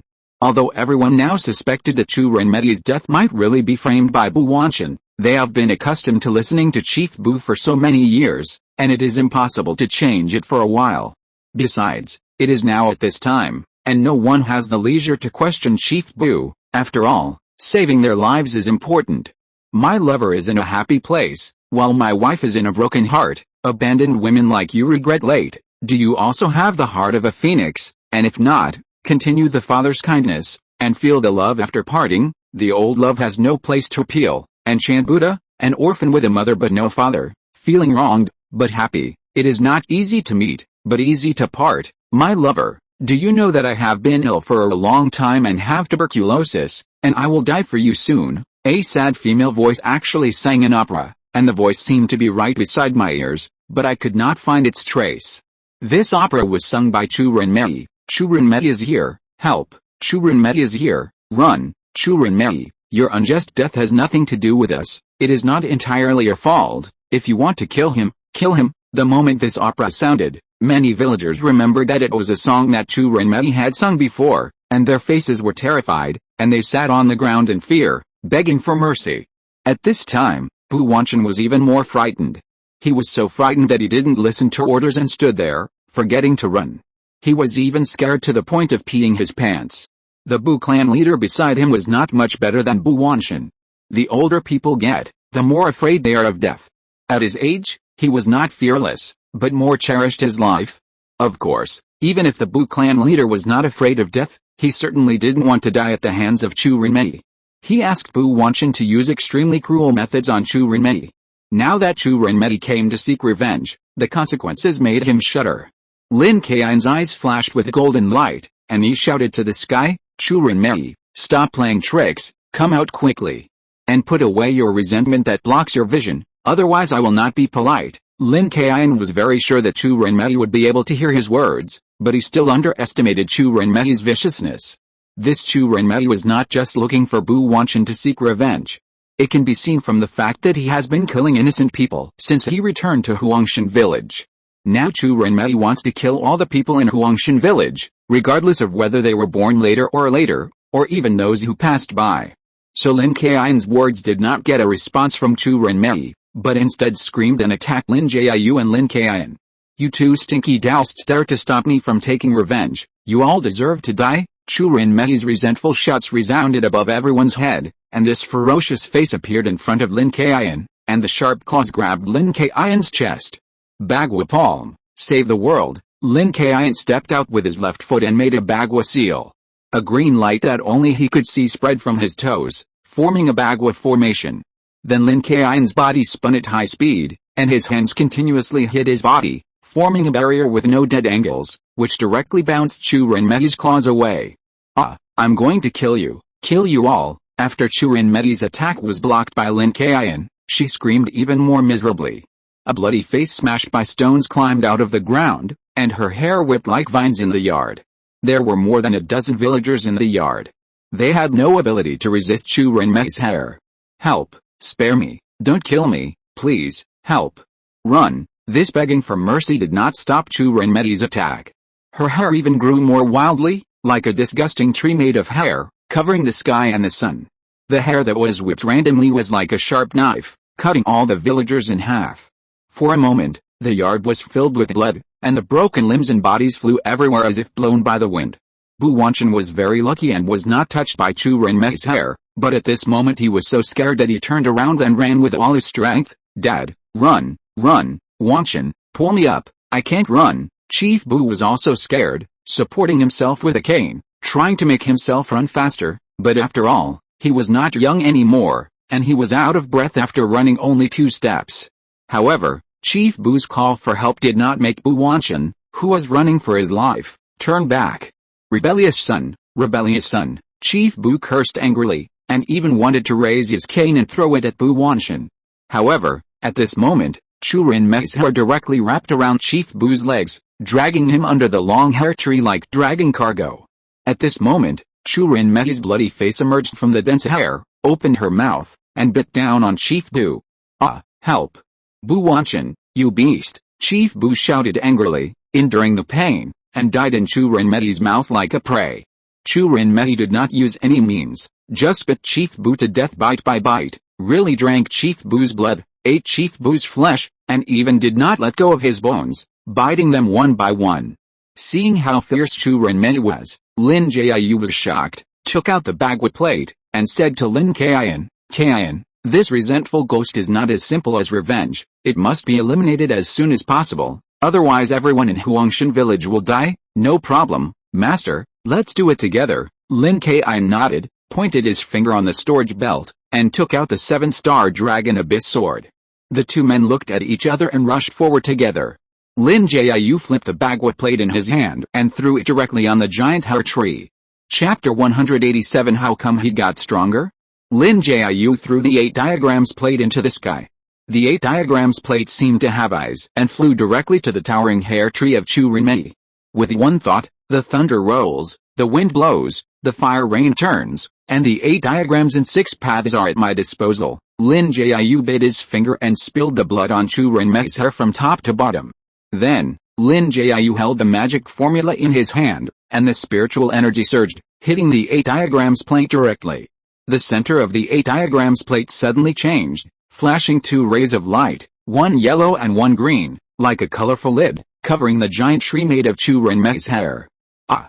You all go to hell!" Chu Renmei, who was hiding in the giant hair tree, howled wildly. Along with the sound of the scream, the entire giant tree made of hair began to rotate and shake. The scattered hair was like a blade, cutting everything it touched. Even the light emitted from the 8 diagrams plate was cut by the hair. What kind of hair is this evil ghost? It can even cut through light. Lin Jiu was shocked, but he didn't dare to stop the movements of his hands. As if it was a complicated curse, Lin Jiu's hands drew multiple movements in succession, and finally the spiritual energy in his hands connected with a bagua plate into line. At the same time, the entire bagua plate exploded and turned into countless colored lights, pouring on the giant tree of Chu Renmei's hair like raindrops. "Ah, damn stinky Taoist priests, I will kill you." Chu Renmei's howling sound came from the dense hair again, as if it had been severely damaged, and the sound was extremely angry and painful. This scream of Chu Renmei also shows that the light when the bagua plate was broken is not that simple. At this time, Lin Jiu shouted at Lin Kaiyun, "Kaiyun, I have already entangled her with the yin-yang mirror wind and fire technique. Take advantage of this moment to quickly attack the face hidden in the hair. This yin-yang mirror wind and fire technique is, of course, more than just light. To be precise, it is light in the eyes of outsiders, but for Chu Renmei, these lights are all changes of wind, fire, thunder and lightning, with extremely strong restraining power and the ability to kill evil. This power makes Chu Renmei feel very painful, and even the giant tree condensed with hair has some signs of shrinking. "No problem." Lin Kaiyun smiled at Lin Jiu, then pulled out the scabbard of the 7-star dragon abyss sword, and the blade was picked up, and the whole body seemed to follow. The 7-star dragon abyss sword flew in the direction of Chu Renmei. Although Chu Renmei was disturbed by Lin Jiu's Taoist magic, she also discovered Lin Kaiyun who was attacking. Chu Renmei drove her hair, like an infinitely extended arm, and generally grabbed Lin Kaiyun. The sun sets and the sand becomes bright, the world opens upside down, the universe is boundless, the Dao is boundless, the 7 stars shine forever, and the evil is slain. Lin Kaiyun fiddled with his hand, and the 7-star dragon abyss sword drew a semicircle in front of him. A dazzling sword light chopped down and cut off all the hair that was grabbed. Taking advantage of this gap, Lin Kaiyun certainly would not miss it. He threw the 7-star dragon abyss sword into the air, caught it with his backhand, and stuck it behind him. Then Lin Kaiyun stepped on his right foot in the air with his left foot, and rose to a higher level. He pinched the magic formula with both hands, the mysterious sect of heaven and earth, the root of all energy, cultivate all calamities, and correct my magical power, protect the body with inner energy, and attack the enemy with outer energy. Lin Kaiyun's body was shining with golden light, and he ran the golden light mantra to protect himself tightly. Then Lin Kaiyun's body tilted and rushed down, and the spiritual energy of his feet burst out like a rocket's booster launcher, rushing forward rapidly. Because of the protection of the golden light curse, Lin Kaiyun completely ignored the attack of Chu Renmei's hair. And this Lin Kaiyun seemed to be unstoppable and rushed towards the giant tree of Chu Renmei's condensed hair, and his target was Chu Renmei who was hidden in the hair. "Damn it, you damn stinky men, stay away from me," Chu Renmei's resentful voice came again. She controlled more hair, and surrounded Lin Kaiyun from all directions. Facing an attack that was almost impossible to dodge, Lin Kaiyun did not panic. He slowed down, took out a purple talisman from his arms with both hands, folded it between his fingers, swallowed it directly into his mouth, and then shouted loudly, "Nine Yaos follow the flow, the original wonders, Huijing Mingming Yuan, the spirit spreads, the flow is endless, and my glories descended, Zuling threatens, and the 9 stars are equal." This voice seemed to mobilize the energy between heaven and earth, and an invisible and inaudible aura surrounded Lin Kaiyun's whole body. Afterwards, Lin Kaiyun stuck out his tongue and spit out the purple gold spell that he had swallowed. He rubbed his hands with his fingertips, and the golden words unfolded in the spell. The golden words jumped out from the purple talisman paper, as if printed in the sky, and then caused a strong vibration. Lin Jiu, who is maintaining the yin-yang mirror wind and fire technique, saw that Lin Kaiyun had used the purple gold spell perfectly, and couldn't help but sighed. "Kaiyun, you are now able to master my Maotian's purple gold magic spell skillfully. It seems that your experience during this period of time is not without gain." It is true that a man should be revisited after 3 days of separation. Lin Kaiyun was of course very happy to receive the praise from his master, but Lin Kaiyun did not have time to respond to Lin Jiu now. He put all his attention on Chu Renmei. This vibration seemed invisible, but it destroyed the visible. Chu Renmei, who was locked by Lin Kaiyun, was shocked by this strange power and had a splitting headache. The entire hair tree that wrapped her face was almost scattered by the shock. Su Shu, whose hair was tangled together, was gradually showing signs of collapse, and Chu Renmei's face, which was smashed by the stones, was also revealed with a ferocious expression. Chu Renmei screamed at Lin Kaiyun, "Damn Taoist priest, I will kill you, I will kill all men. I hate you so much, I hate you so much." Chu Renmei's face kept shaking, and the resentment in the whole yard seemed to be a little stronger. Under the blessing of this huge resentment, the hair that had already tended to fall apart actually gathered together again and condensed into a black and dense hair tree, which seemed to be a little stronger than before. What's going on? How can this attack make her stronger?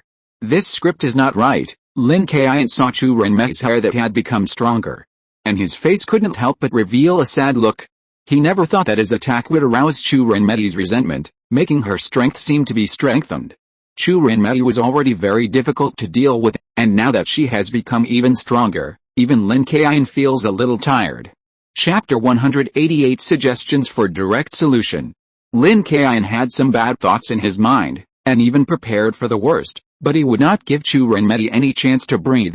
Lin Kaiyun waved his hands, brushed away the hair in front of him that bothered him, kicked his right foot, strode forward, and then raised 2 fingers, pointed at the hiding place of Chu Renmei, and shouted, "Taishang Taixing, respond without stopping, exorcise evil spirits, keep the spirit forever, and act as the law commands." In an instant, Lin Kaiyun's body seemed to be in an endless void. There was no wind, no sunshine, and even no feeling, but Lin Kaiyun could clearly see that there was a piece of bones below, and there was an ancient book above the bones, with a few big words written in blood.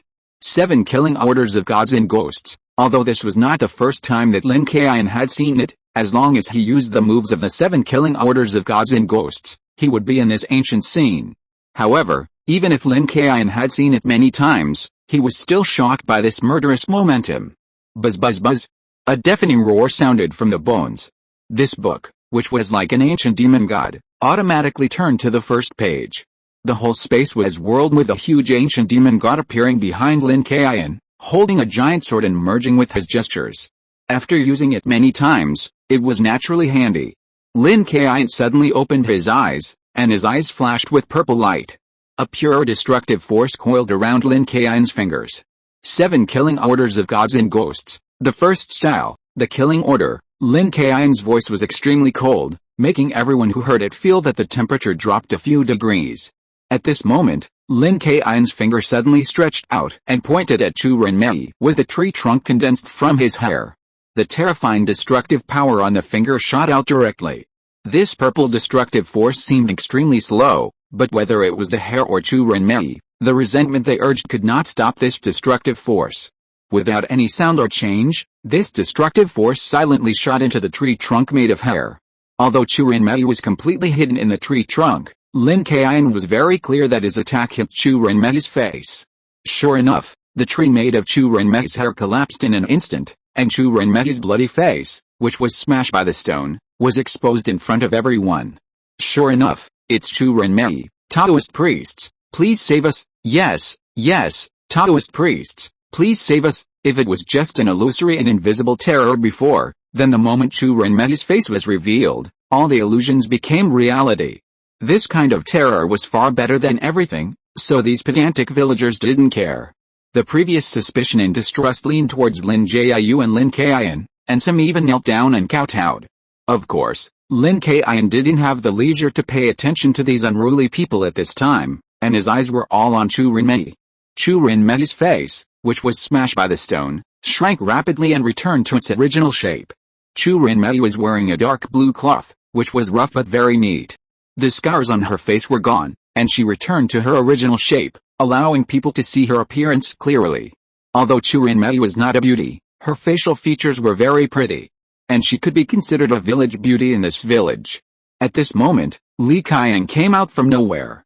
He looked at Chu Renmei, who was lying on the ground, and rushed over to her, crying, Aunt May, do you still remember me? I'm Lin Kaiyun." After hearing Lin Kaiyun's shout, Chu Renmei on the ground actually struggled to raise her head and looked at Lin Kaiyun. "Ah Kaiyun, you are Kaiyun? You've grown so big." Chu Renmei obviously recognized Lin Kaiyun, and seemed to have regained consciousness. "Chu Renmei, you should be awake now, right?" At the same time, Lin Jiu and Lin Kaiyun also walked to Chu Renmei's side. Although Chu Renmei did regain consciousness, she did not let go of the resentment in her heart.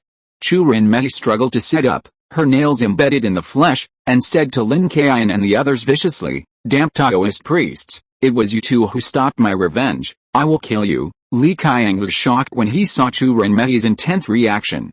He just saw that these two Taoist priests were really capable people.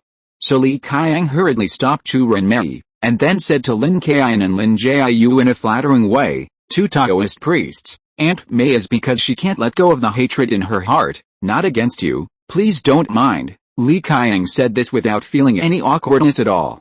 In Lin Kaiyun's opinion, Chu Renmei was wronged anyway, and the people she killed after she turned into a fierce ghost also deserved to die.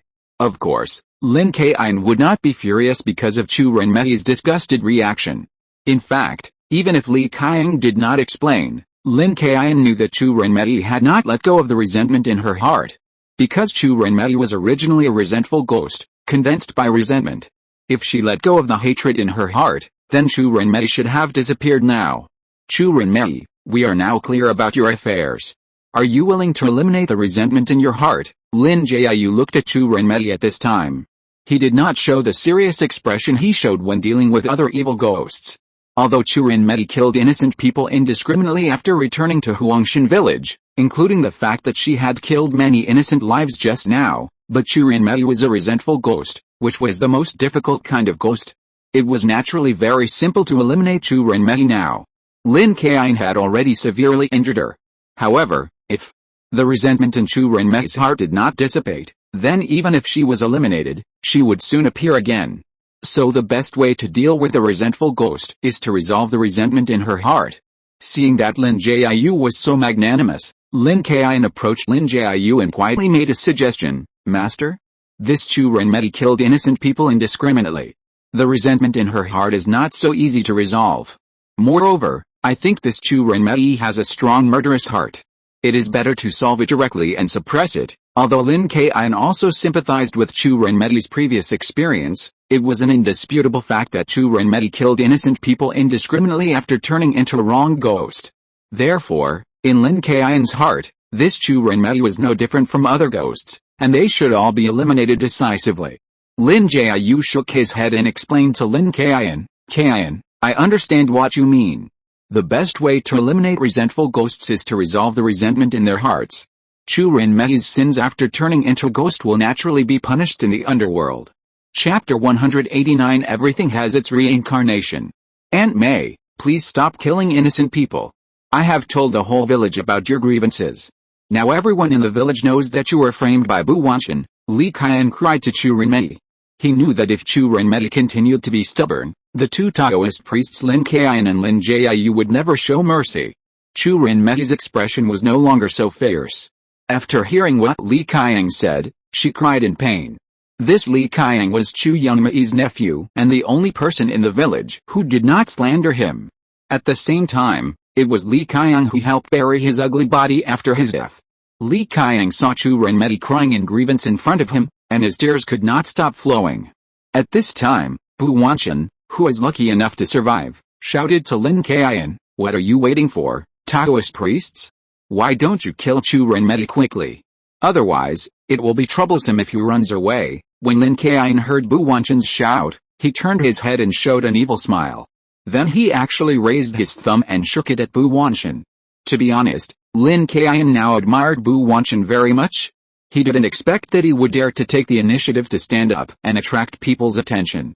If he had kept silent, he would definitely be able to live a little longer, but now, it's not certain. Sure enough, after hearing Bu Wanchen's voice, Chu Renmei, who was crying out of grievance, became crazy and kept screaming, "Bu Wanchen, Bu Wanchen." Seeing that Chu Renmei was going crazy, Bu Wanchen was so scared that he trembled all over and ran to Lin Kaiyun for help. "Two Taoists, help, help, this Chu Renmei is going to hurt people, kill her quickly." Lin Kaiyun ignored Bu Wanchen. He did as his master Lin Jiu said before. He looked at Chu Renmei and said, "Chu Renmei, go and take revenge. I will give you time to resolve the personal grudge, but after taking revenge, you have to get rid of all the resentment and go to the underworld to accept punishment." Chu Renmei didn't expect that Lin Kaiyun and Lin Jiu would not stop her from taking revenge. Although it was unexpected, this was exactly what people dreamed of. Chu Renmei stood up, wiped the tears from her eyes, and bowed deeply to Lin Kaiyun and the others. Lin Kaiyun nodded.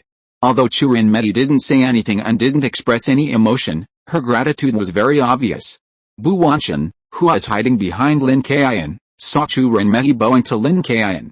He was confused. He knelt down at Lin Kaiyun's feet, grabbed Lin Kaiyun's legs, and cried, "Master, Master, help me. How can you leave Chu Renmei alone? Aren't Taoists just ghost hunters? What kind of Taoists are you? This evil ghost is right in front of you, but you are indifferent. You even help her to retaliate and kill people. Believe it or not, I will go to Maotian and find your predecessors to argue." Bu Wanchen was really anxious at this time. He didn't care about those things. He was going to die, so why would he care about other things? Haha. Lin Kaiyun saw Bu Wanchen grabbing his calf, cursing and threatening at the same time, and couldn't help but sneer. Lin Kaiyun raised his right hand and used telekinesis.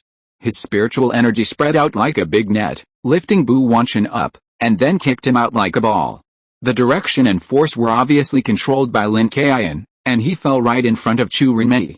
Bu Wanchen screamed in panic, "Ah, help, don't kill me." However, Bu Wanchen's appearance angered Chu Renmei even more. The resentment in her body was released to the extreme, as if it had condensed into a solid, surrounding her. Under the interference of this resentment, the temperature in the entire yard dropped. Chu Renmei, who had originally returned to her normal appearance, had her hair on the back of her head spread out again, dragging on the ground like a sticky liquid, and her face turned into a smashed face again, with blood dripping continuously. Chu Renmei moved slowly towards Bu Wanchen's direction, and every step she took seemed to break the joints of her body, making a plastic-like creaking sound. This voice was so strange and weird, just like Sadako in a horror movie. Lin Kaiyun's scalp went numb and he shivered. Chu Renmei's strange behavior and voice made Lin Kaiyun feel very awkward, not to mention Bu Wanchen in front of Chu Renmei. At this time, Bu Wanchen was so scared that he peed, and his pants were incontinent. The juice flowed down his trouser legs, emitting an unpleasant stench. Don't come over, Taoist priests, please, save me, I will agree to anything you say." Bu Wanchen's face was filled with fear. He was so scared that he almost fainted. His legs kept kicking the ground. The foul-smelling juice was mixed with the ground by Bu Wanchen's hands like mud, which was extremely disgusting. However, Chu Renmei suddenly teleported and appeared in front of Bu Wanchen.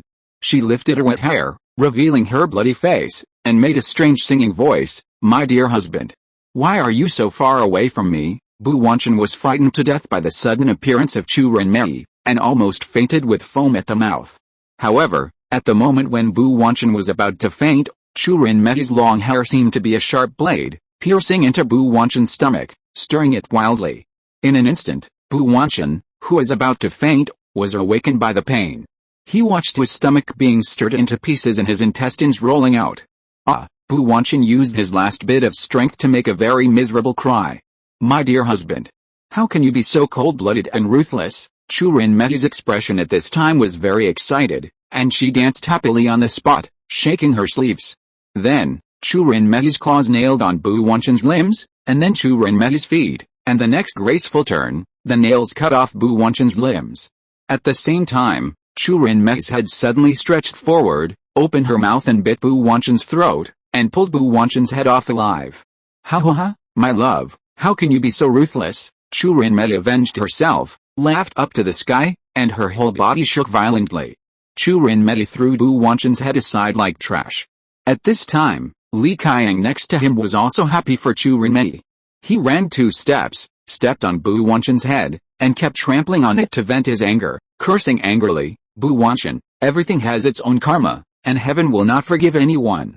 You framed Aunt May in the first place, you should have thought that there would be such a day. Although Lin Jiu allowed Chu Renmei to take revenge, it was also to completely get rid of the resentful ghost Chu Renmei, so after seeing Chu Renmei killing someone in front of him, he still felt a little reluctant. If you're listening to this novel on a channel other than Fanfic World, it means they downloaded and uploaded it without effort.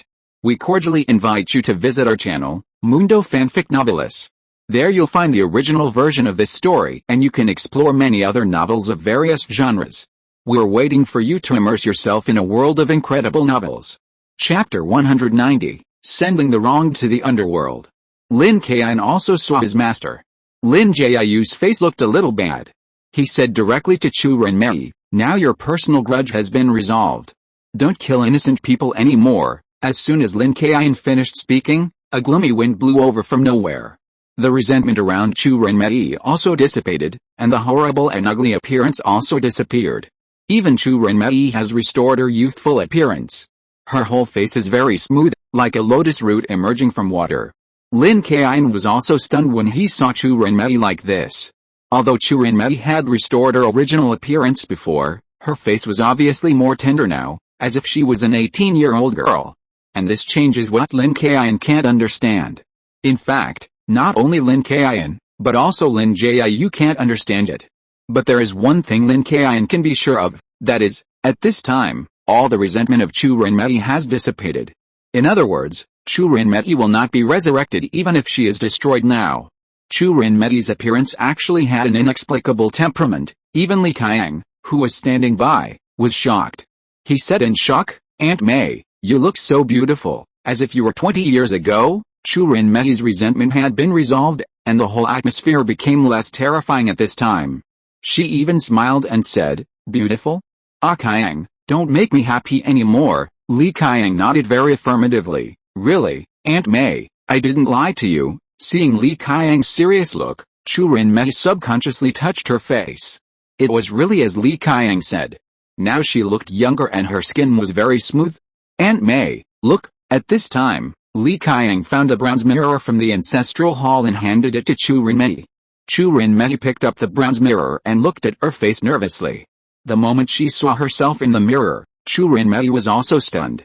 The self in the bronze mirror was clearly the appearance of her youth, the appearance of Chu Renmei before she got married. It was as if it was God's will.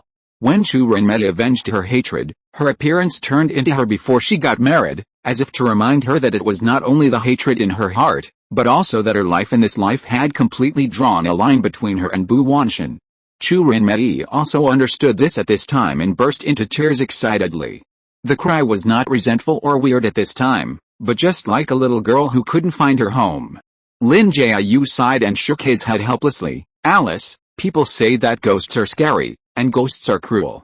The most difficult thing to understand in this world is the word love. Lin Kaiyun also said, Chu Renmei met the wrong person, but now Chu Renmei, wearing this appearance to go to the underworld, is also a good ending. It is indeed as Lin Kaiyun said, this situation makes Chu Renmei feel extremely grateful. Revenge is what she hopes most, and at the same time, no woman does not love beauty, especially when Chu Renmei was disfigured and smashed to death by people led by Bu Wanchen. Therefore, in addition to her obsession with revenge, Chu Renmei also cares a lot about her appearance. Now, Chu Renmei has fulfilled her 2 wishes. A drop of crystal tears fell from the corner of her eyes uncontrollably. The tears did not break when they fell, but stood on the ground, looking very beautiful under the sunlight. When Lin Jiu saw this tear of Chu Renmei, he exclaimed, Kaiyun. This is a female ghost tear, a very precious material, a necessary material for some rare formations, extremely rare. Although he didn't know what it was, Lin Kaiyun knew it was definitely a good thing as soon as he heard it. Just when he was about to reach out to pick it up, Chu Renmei picked up this drop of female ghost tears directly, spread her palm and handed it to Lin Kaiyun, and said to Lin Kaiyun and Lin Jiu with great gratitude, "Thank you, two Taoist priests, for allowing me to reincarnate with peace of mind." After hearing Chu Renmei's grateful words, Lin Kaiyun and Lin Jiu looked at each other. Chu Renmei. It is true that she can enter the underworld smoothly after taking revenge, but because of the sins she committed when she turned into a resentful ghost, it is still very difficult for her to reincarnate. Forget it, forget it. There is cause and effect in this world. Bu Wanshan harmed you, which is the cause. You turned into a fierce ghost and came to Huangshan village to seek revenge, which is the result. We did not stop you from seeking revenge, which is the cause, and this female ghost terror is the result. However, I, Lin Kaiyun, have never been a person who takes advantage of others, so I will send you on your way again. Lin Kaiyun took the female ghost hair from Chu Renmei's hand, and then said to Chu Renmei earnestly. Chu Renmei was stunned for a moment after hearing what Lin Kaiyun said. She didn't understand what these words meant, but she could hear that Lin Kaiyun seemed to want to help her with something. Then Chu Renmei bowed to Lin Kaiyun and thanked him again. Thank you, Taoist priest. Lin Kaiyun nodded and didn't say anything. Then he took out 3 incense sticks from his storage belt. Lin Kaiyun looked up at the clear sky, as if looking for a position, and inserted the incense sticks in these 3 directions. Then Lin Kaiyun took out a hand drum and a red ribbon, jumped in front of the 3 incense sticks, and sang an obscure tune. The innate energy judges yin and yang. Rui was rising, overflowing in all directions. Yunji's cave is connected to the mysterious corridor. Burn a furnace of incense, and the information will be transmitted to all directions. Why fear the distance of mountains and rivers? The Tao is indeed high. Today I show the wonderful method here, and my name will be known all over the world in the future. I follow the order of the Golden Flower sect leader, and today I will send the injustice to the underworld and reincarnate to be re-examined. This mysterious tune stopped in Lin Kaiyun's mouth, and then Lin Kaiyun swung the red cloth on the incense sticks. The smoke from the cooking fire ignited the whole piece of red cloth, and under the influence of the fireworks, the red cloth was covered with dense small characters of injustice, as if it was a road to the sky, spreading forward. Chu Renmei, I have informed the underworld of your grievances. After you enter the underworld, the judge will reduce your punishment as appropriate. Chu Renmei felt very upset when she heard Lin Kaiyun's words. Of course, it was not for anything else, but she was extremely grateful. She didn't expect that after she became a fierce ghost, the 2 Taoists she met not only did not target her, but helped her everywhere. My 2 benefactors, I have no way to repay you for your great kindness. If there is a next life, I will definitely work like a cow and a horse to thank you for your great kindness. Chu Renmei knelt directly on the ground and knelt down in front of Lin Kaiyun and Lin Jiu. Chapter 191. I'll stay here tonight. Masters, I cannot repay you for your kindness. Chu Renmei knelt in front of Lin Kaiyun and Lin Jiu. Her expression and voice were very sincere. Lin Jiu nodded. He did not have too many thoughts about Chu Renmei's gratitude. He said, "It's okay. We 2 masters and apprentices have done our best. Since your resentment has dissipated, you should take care of yourself after entering the underworld. I have put a perfect end to my life and have no regrets." Chu Renmei reviewed his short life and the things that happened since he became a resentful ghost. He shook his head in self-mockery. Then he seemed to remember something. He looked up at Lin Kaiyun and Lin Jiu and reminded them, "By the way, masters, leave as soon as tomorrow morning. There have been many monsters in the mountains of Huangshan village in recent days. I heard that it was the birthday of Wang Liu Laoxin, and there were monsters who invited me." After hearing Chu Renmei's words, Lin Jiu and Lin Kaiyun looked at each other and saw surprise in each other's eyes. "Master, Wang Liu Laoxin, isn't that the yellow-skinned guy?" Lin Kaiyun asked doubtfully. Lin Jiu nodded, and he thought so too. It's very likely. The name is too similar. At this moment, Lin Kaiyun felt that the incense was about to burn out.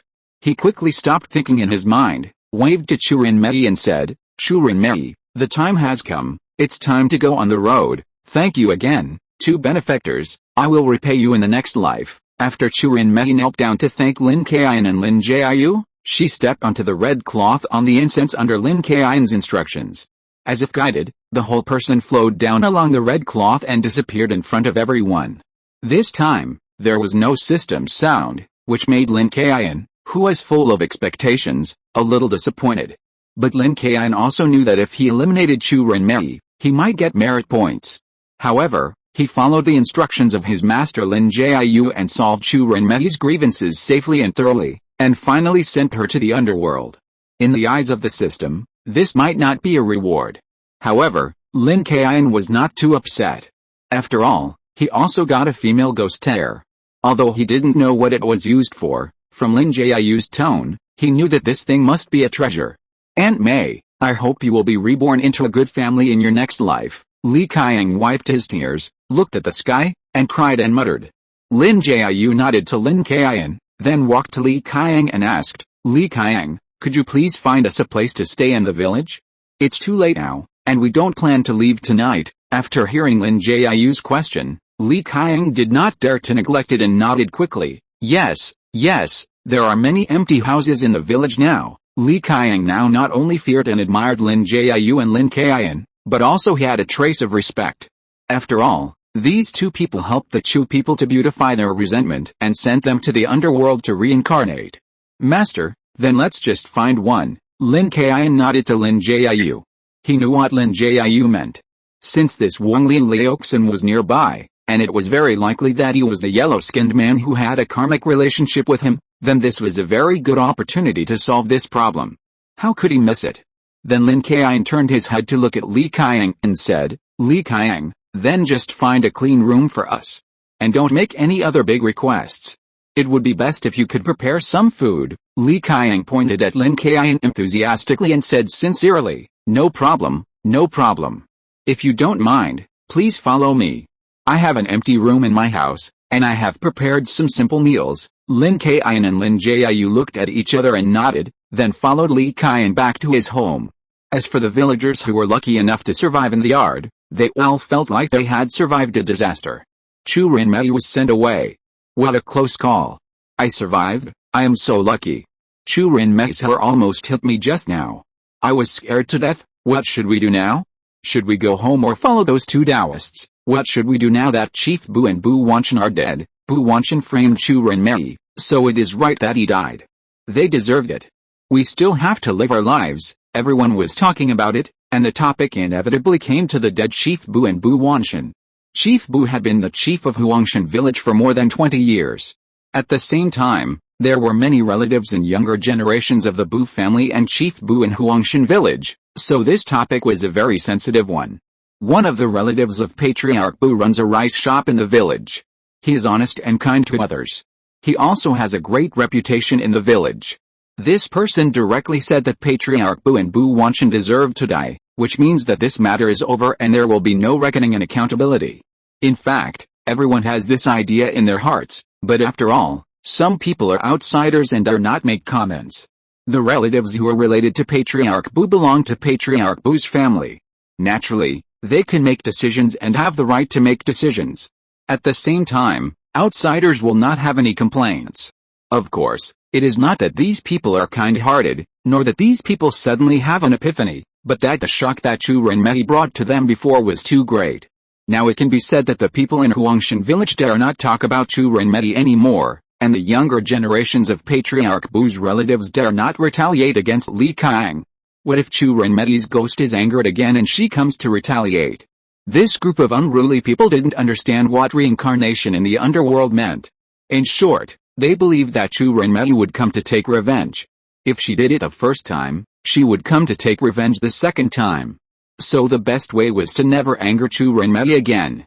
So some people even thought of trying to please the dead Chu Renmei, and expressed their opinions one after another. Then let's go back to our homes and prepare some paper money and white banners to burn for Chu Renmei. Yes, let's all prepare and gather everyone in the village at the same time.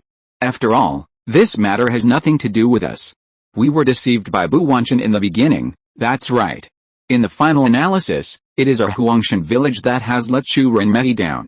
We must make amends and bury Chu Renmei properly. Chapter 192 Paper Crane delivers message. Li Kaiyun's home is located on the east side of Huangshan village.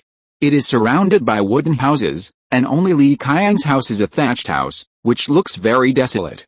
However, after Lin Kaiyun saw several yellow books in the room, he understood why only Li Kaiyun's house was a thatched house. Li Kaiyun's parents died very early, and he had only one relative in Huangshan village, Chu Renmei, who was killed by Bu Wanchen when she was very young. After that, Li Kaiyun always said that Chu Renmei was killed unjustly, which also led to the people of Huangshan village rejecting him even more. Some jobs or work that can make a living in the village will not be given to Li Kaiyun, and Li Kaiyun is a little weak by nature.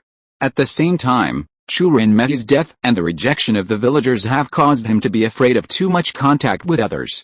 That is, after autism or social phobia. Under such circumstances, Li Kaiyun did not learn a craft, but got some books through various methods, and studied at home, hoping to pass the exam. However, in this era of chaos and disorder, even if the warlord government arranges imperial examinations every year, the chaos is even more serious. Basically, the quotas are reserved, and people like Li Kaiyun have no chance at all. Moreover, even if Li Kaiyun takes the exam, it is relatively fair, but Li Kaiyun's knowledge from a few books he learned by himself is not enough to pass any imperial examination. In other words, what Li Kaiyun learned himself is nothing.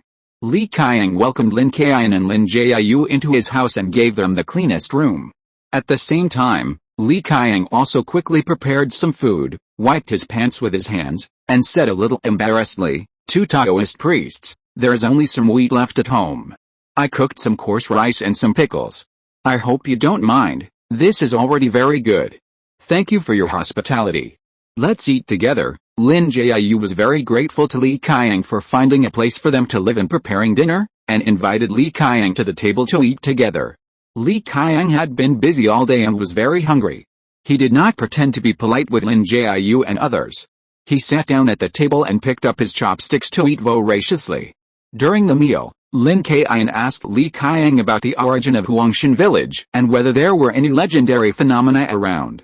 After hearing Lin Kaiyun's question, Li Kaiyun thought about it carefully and told Lin Kaiyun what he knew. Huangshan village has no special origin. It is backed by a mountain. This mountain is very large, about 3,000 meters high. The ecology on the mountain is also very good, with many dense forests, but the conditions for passage are very poor, so the hunters in Huangshan village will not go too deep to hunt. There are no legends around here. There are always old people saying that there are tigers and black bears in the mountains, and they always attack hunters who go up a mountain to hunt. Lin Kaiyun nodded again with a little disappointment. This information is of no use. It seems that if you want to find this Wang Liu Laoxin, you can only rely on yourself. After the few people had eaten, it was already dark. Huangshan village was very quiet. At the foot of the mountain, there was a sense of tranquility like a paradise. The villagers did not make trouble or drive Lin Kaiyun and the others away. Instead, some people came to ask Lin Kaiyun and the others whether Chu Renmei would come back. Under Lin Jiu's repeated assurances, the villagers of Huangshan village slept soundly. After that, Lin Kaiyun and the others did not talk much with Li Kaiyun. They cleaned up and rested. 50 miles away, there was a mass grave. This mass grave was the one that Nintendo had been to before, but at this time, there was no trace of Nintendo and the skinny zombie in the mass grave. Crunch, crunch. A man stepped on the dry bones under his feet and entered the mass grave. Without the slightest panic or fear, he walked straight to the grave. This man actually came to Chu Renmei's tombstone, looked at the hollowed-out grave and the jar thrown aside, and exclaimed, "Who is it?" Destroyed my restriction. Realizing that his restriction was broken, the man hurried to a brand new coffin. Looking at the empty coffin, the man angrily pounded the coffin frame and cursed, "Who stole my coffin fungus and destroyed my restriction? I must find you and kill you." The man angrily took out a piece of talisman paper to form a paper crane, flipped it in his hand, and released the paper crane. The paper crane disappeared at a very fast speed. The sky gradually brightened, and a fish belly white appeared in the east. Lin Jiu got up early to practice. This is a habit he has developed over the years. Beside Lin Jiu was Lin Kaiyun, who looked reluctant, practicing Maotian's physical skills in a very standard manner, but yawning constantly. Lin Jiu glanced at Lin Kaiyun and said earnestly, "Kaiyun, no matter how good your talent is, you must remember that hard work can make up for your shortcomings." Hearing Lin Jiu's persuasion, Lin Kaiyun nodded and said very seriously, "I know, Master, I will work hard in the future and not be lazy." It is true that he has not been with Lin Jiu for this period of time, and he has indeed been a little negligent in his cultivation. Even he himself has discovered this, and he also realized that he can no longer be lazy. Seeing that Lin Kaiyun is really sincere, Lin Jiu nodded with satisfaction and told Lin Kaiyun about the interesting things about Wen Kai. "Yes, your junior brother Wen Kai is also working very hard now. He has been training with your uncle Simu." Lin Kaiyun listened to Lin Jiu's talk about Wen Kai. Although the language was normal, Lin Kaiyun could fully imagine Wen Kai's unlucky look. At this time, suddenly a paper crane flew over along Lin Jiu's position and landed accurately in Lin Jiu's hands. Lin Jiu's face changed, and he opened the paper crane and looked at it directly. Lin Kaiyun also stopped what he was doing, walked to Lin Jiu's side, and waited for Lin anxiously. Because this paper crane is a unique communication tool of Maoshan, and it is obviously an expedited paper crane, which means that either Maoshan has a problem, or one of the uncles has a problem. Lin Jiu handed the paper crane to Lin Kaiyun, frowned and said, "Kaiyun, I can't go with you on this journey to find the yellow skin. Your uncle sent me a message that a very special zombie ran out and is making trouble everywhere. He wants us nearby to catch it." After listening, Lin Kaiyun quickly took a look at the content of the paper crane, which said that a zombie that can control objects is making trouble everywhere, and asked the nearby Maoshan disciples to jointly catch it. Chapter 193 Meeting is Fate. Lin Kaiyun understood, and put the paper crane on Lin Jiu and said seriously, "Master, you go and handle this matter. I will go and check on this Wang Liu immortal first." Lin Jiu nodded and gave instructions. "Okay, Kaiyun, then you must be careful. If there's any situation, you must send me a message. In addition, don't be reckless when you encounter something." No matter how capable Lin Kaiyun is, he is also his apprentice, so Lin Jiu will definitely not trust Lin Kaiyun to go alone, but when things come to this point, he has no other choice. Shi Jian sent a message with a paper crane, asking Lin Jiu to find and capture zombies. Shi Jian is not only his senior brother in Maoshan, but also the current acting head. Therefore, Lin Jiu can only do as Shi Jian asks at present. After all, Lin Jiu attaches great importance to the sect and rules, and is a person who sticks to the rules.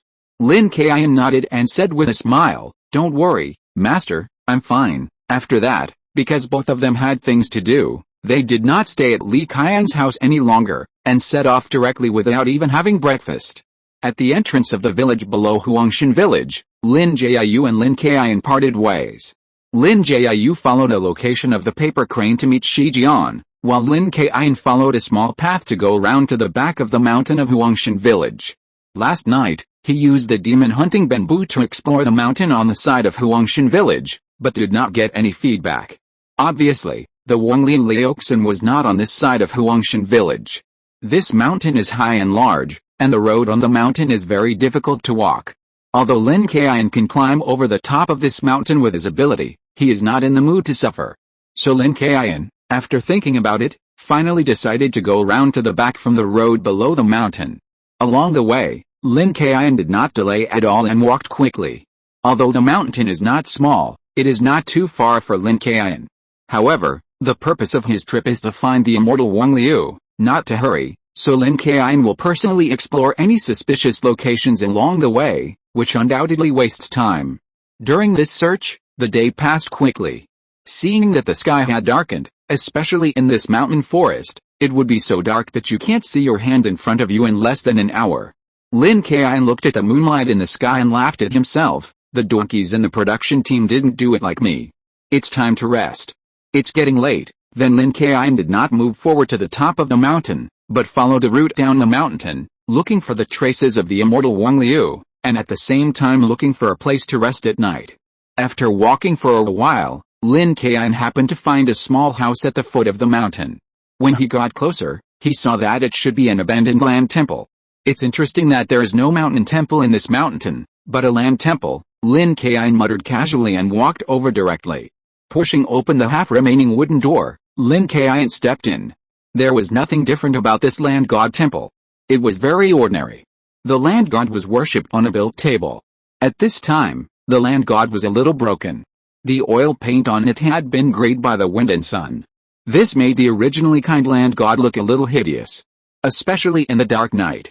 However, this exaggerated horror was nothing to Lin Kaiyun. After all, he had seen truly terrifying and hideous evil spirits, let alone this kind of dead thing.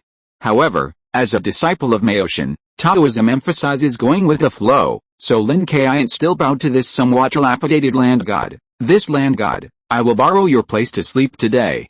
Please forgive me if I disturb you. After worshipping, Lin Kaiyun looked around. There was no firewood or dry grass in this land god temple. Lin Kaiyun simply went outside, made some hay and firewood manually, carried them to the land god temple, set up a fire in the middle, and rested comfortably. At this time, footsteps were heard outside. We've been walking all day, and we just happened to come across a land temple. Let's rest here, a very rough voice sounded, and then the remaining half of the door of the land temple was pushed open from the outside, and several men dressed in rough clothes walked in one after another. The leader was a relatively weak middle-aged man. Why are there people here? A man with a bin knife and an iron ring on his arm threatened Lin Kaiyun. Boy, this land temple is so small, it can't sleep so many people. If you know what's good for you, you'd better get out, otherwise, okay, they were obviously here first, and this land temple is relatively clean. It's enough for us to squeeze on the other side. At this time, the weak young man in the lead interrupted the man with the knife, and then smiled apologetically at Lin Kaiyun. I'm really sorry, my brothers are all rough people, please don't mind if we offend them. Lin Kaiyun originally wanted to teach these people a lesson, but it's better not to hit them in the face. The leader has already apologized, and he didn't want to bully him too much. He smiled and waved his hand. It's okay, this brother can be seen as a generous person, and everyone is tired after going out. I understand. After the leading young man finished speaking, the man with the knife seemed a little unconvinced, and he turned his head and sat on the wooden stake on the other side. Lin Kaiyun stroked his chin and observed the appearance of these people. He originally thought that this young man should be the leader of these rough men, but now it seems that this is not the case. The leading young man smiled at Lin Kaiyun and ordered two people to go outside to pick up some firewood and hay. After obtaining Lin Kaiyun's consent, they added the firewood to the fire that Lin Kaiyun was burning. After all, this mountain temple is not too big. If two fires are lit, it is very easy to cause a fire. Besides, there is no space to start another fire. Everyone raised the firewood and the flames were high. The moment the firewood was thrown in, the fire burned more vigorously, illuminating the entire mountain temple. And the burning fire seemed to attract popularity. After a while, a young man carrying a cloth bag came in with a book in his hand. The young man who looked like a scholar was well-mannered and polite. He bowed to everyone in the land temple and asked nervously, everyone, I really can't find a place to stay. Can I stay here for one night? I promise I will never cause any trouble to you, and I won't make any noise. Lin Kaiyun glanced at the scholar, nodded and smiled. No problem with me. The leading young man was roasting by the fire, turned his head and said, as the saying goes, you rely on friends when you go out, and meeting is fate. Please come in. Thank you everyone. The young man dressed as a scholar was very happy. He bowed and walked into the land temple. After looking around, he decided to sit next to Lin Kaiyun. Chapter 194 The ghost story is true. It was not strange that the young scholar sat next to Lin Kaiyun. After all, the group of people opposite were ferocious and looked not so kind. However, when Lin Kaiyun looked at the young scholar, a meaningful smile appeared on his lips. And the young scholar seemed to feel Lin Kaiyun's smile and smiled at Lin Kaiyun. Lin Kaiyun walked to the fire, smiled at the leading young man, then added firewood to the fire, and suggested, everyone, you said that this land temple is so small and it is strange to appear at the foot of the mountain. I didn't expect to meet so many people today. It's really fate. Why don't we take advantage of this moonlight to chat? After Lin Kaiyun finished speaking, he carefully observed the expressions of everyone. He found that the face of the leading young man was a little ugly, but the rough men who came with him did not react. The young man dressed as a scholar also sat down next to the fire with an enthusiastic look on his face, and smiled and agreed with Lin Kaiyun's words. Okay, then let's start with introducing ourselves. After hearing this, the leading young man opened his mouth to refuse, but was interrupted by the scholar before he could say anything. The young scholar took the lead and began to introduce himself. I'm from Shenzhen, my name is Suhu, and I'm going to the south to go to school, but I ran out of money on the road, so I can only walk, and I got lost, so I walked here in a daze. After the scholar finished his introduction, Lin Kaiyun also smiled and introduced himself. My name is Lin Kaiyun, a man of the world. This time I went to the mountains to practice, and came to this land temple to rest at night. After hearing Lin Kaiyun's introduction, no one else reacted. Instead, the man with the knife said disdainfully, "Oh, a man of the world, you can be called a man of the world with your little arms and legs." After the man with the knife finished speaking, he slapped the big knife on his back to the ground, as if to remind Lin Kaiyun that this is what a man of the world is. Then the man with the knife also introduced himself. My name is Luowen, and I'm also a gangster, but I'm different from you who's a fake.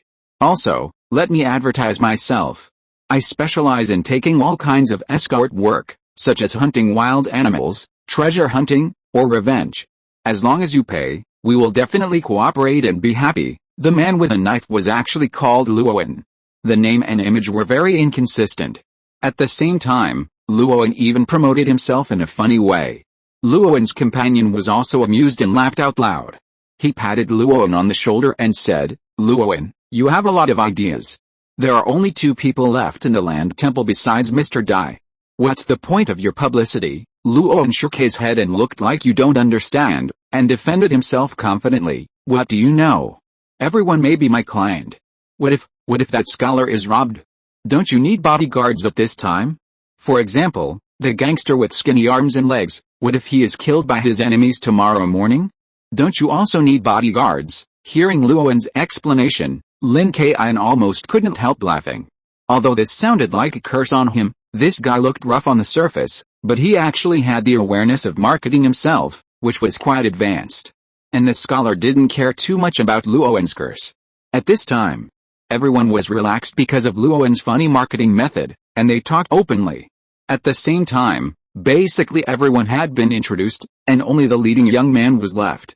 Although the leading young man looked a little unhappy when he heard that he had to introduce himself in front of everyone, he did not show any emotion at this time, and said, "My name is Taiyi Whisk." Just like Brother Luowen said, these brothers are all experts we pay to treat. This time we went to the mountains together to find the cordyceps that is unique to this mountain. After Taiyi Whisk finished his introduction, there was a man named Dai. The man with the gray hat muttered softly, "Cordyceps? Aren't you looking for big trees?" Luowen quickly stopped the talkative man and scolded, "Shut up, Mr. Dai is looking for whatever he wants to find. Why are you talking nonsense?" Taiyi Whisk's face changed, but he quickly adjusted himself, smiled awkwardly at Lin Kaiyun, and explained, "That's right, they are all the same. The cordyceps just looks a bit like a tree." Lin Kaiyun pretended to be confused and continued to ask, "Brother Dai, is the cordyceps you are looking for this time very precious? Is it the cordyceps sold in the market?" Taiyi Whisk nodded and explained with a smile, "Well, almost. It's not that precious, it's just an ordinary medicinal material, but my father has recently caught a cold, and this medicine is needed as an inducement." Taiyi Whisk was obviously unwilling to say more, and Lin Kaiyun knew that he couldn't get the answer, so he stopped asking. At this time, the scholar named Suhu suddenly clapped his hands and suggested, "Look, we are all in this land temple today, and it's dark and windy outside. Listen to the sound of the wind, don't you feel a sense of horror? Otherwise, let's not talk like this, and tell some interesting horror stories." "Horror stories?" Lin Kaiyun touched his chin and glanced at Suhu. After hearing this, Luowen immediately became interested. He threw the knife aside, walked to the fire, sat down and told the story mysteriously. "Let me tell you, I heard a true story. At that time, there was a bachelor in our town who only knew how to drink and play with money every day. One time, after coming back from drinking, he saw a copper coin on the road. This was a good thing, how could he let it go? Without thinking, he picked up the copper coin directly, and then used the copper coin to buy a bun to eat. But guess what happened in the end? Luowen cooperated very well and kept it a secret, then continued, the bachelor was found dead on the stove at home the next day, his whole face was roasted, and the most terrifying thing was that the face looked like a copper coin, and the man selling buns became seriously ill because of it, and died in less than a month. Before he died, he kept shouting, 'It wasn't him who picked it up, it wasn't him who picked it up.' How about it? Isn't it terrifying? I tell you, this is a true story, and it has been circulating in our town for many years. Luowen's story was over, and everyone just laughed it off as a story, but Lin Kaiyun knew that Luowen was not lying, and the story he told was most likely true. Because according to Luowen's story, all these things happened after the bachelor picked up the copper coin. The copper coin was most likely an item of the ghost bride, and the bachelor who picked up the copper coin should have a ghost marriage with a ghost bride. But the bachelor spent the money, so it was normal for the ghost bride to retaliate against the bachelor. Chapter 195. The Crows and Zombies Conspire. In the dilapidated land temple, some terrifying horror stories were told. Even though the people who told them repeatedly said that they were true stories, no one felt scared. After all the people resting in the land temple were men, and they all had special skills. The rough men hired by Dai Qingfeng were arguing around Luo and about the authenticity of their companions' stories. At this time, the scholar Su, who couldn't wait to tell a story. The ghosts you talked about are too cliché. I once read an ancient book that recorded a kind of ghost called Chang, also known as the tiger ghost.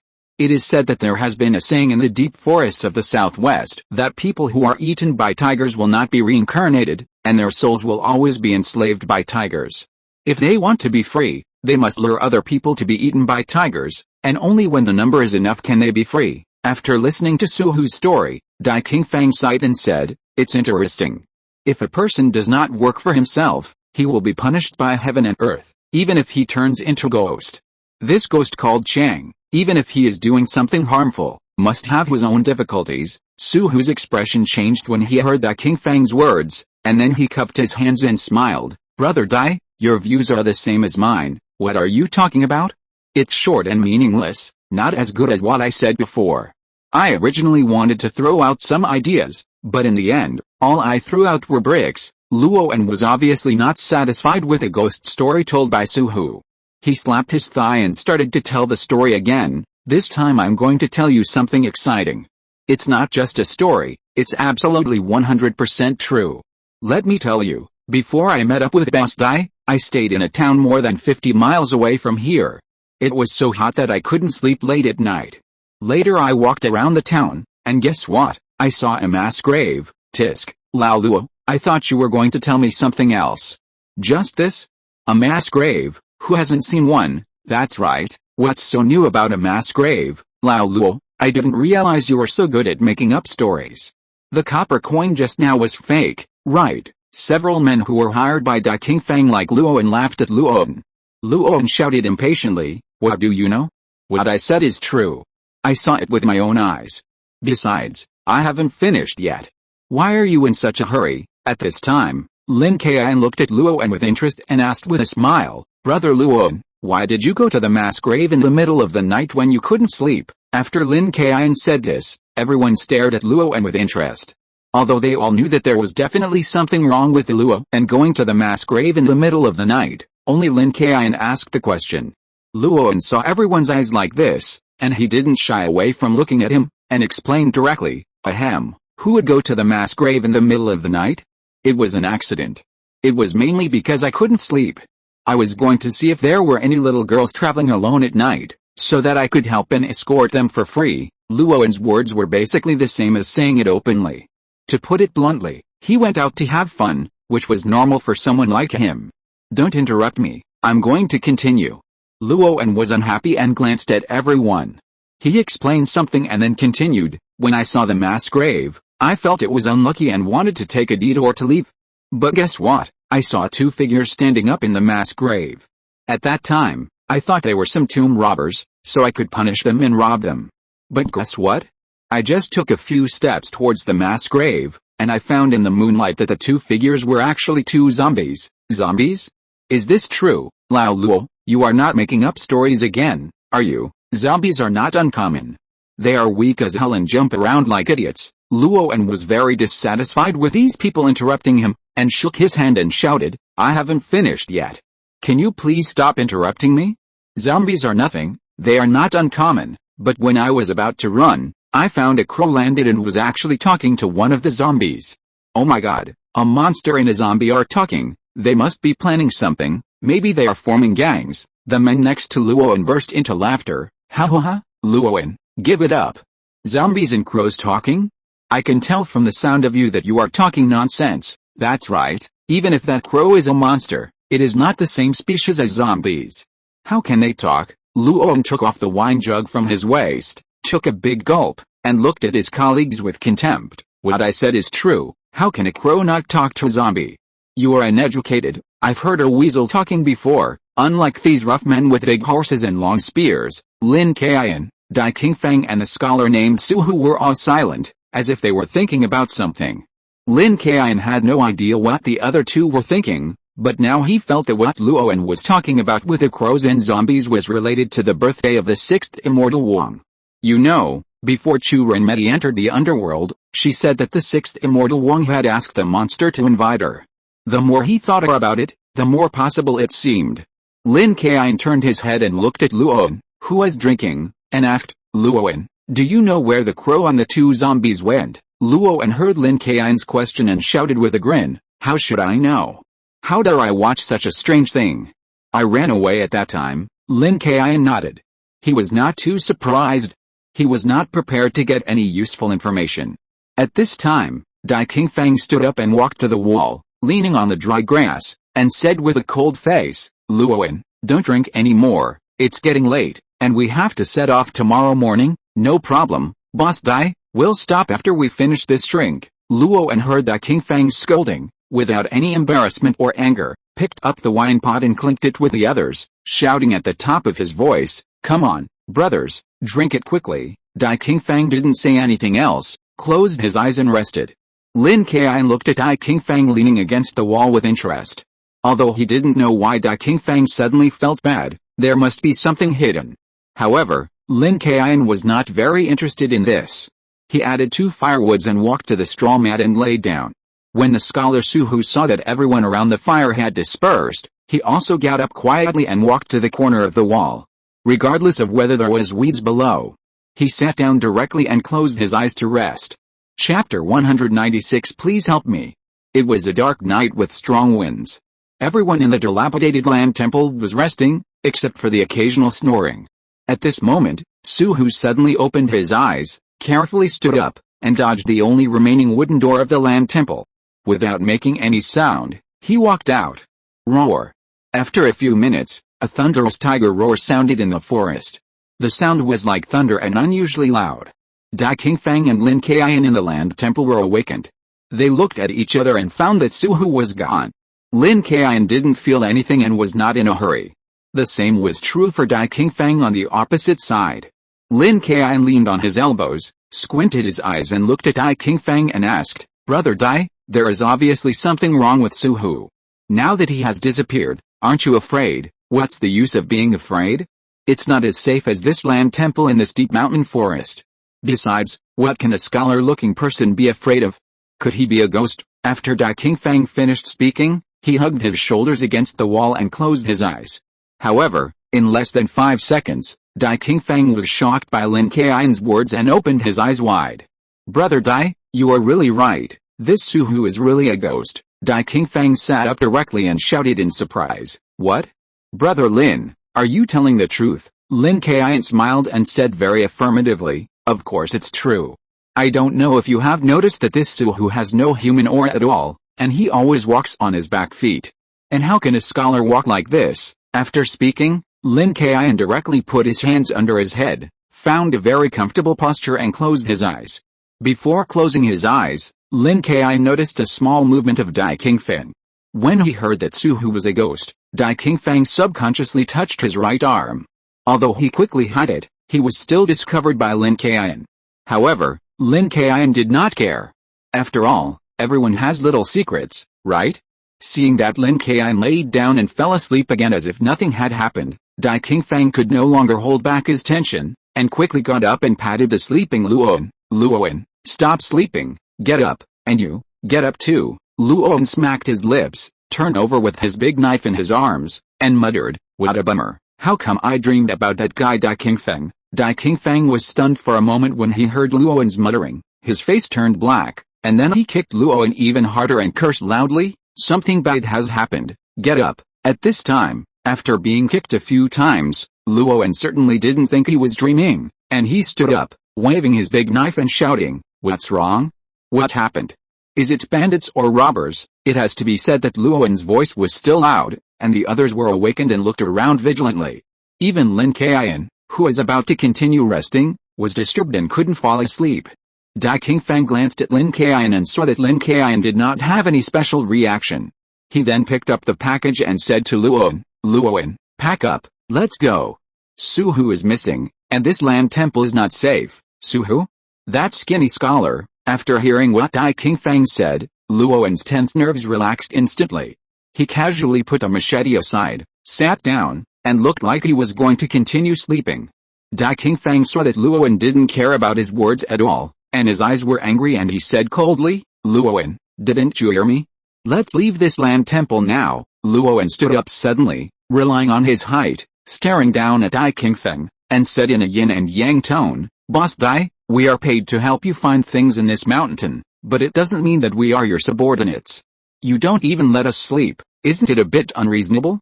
Besides, the scholar is missing. What's the big deal? Maybe he went out to pee in a hurry and was eaten by a tiger." Lin Kaiyun was also disturbed by sleep at this time, so he simply didn't sleep, turned over, and looked at Dai Qingfang and others like watching the fun.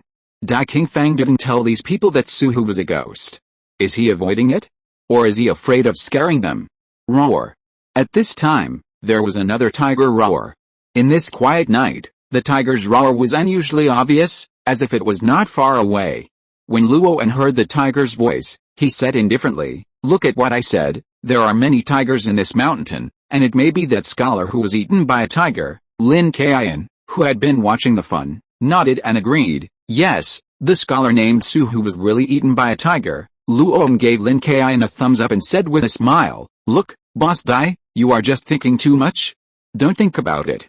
We still have to find things tomorrow." Dai Qingfang was in no mood to pay attention to the stubborn Luowen at this time.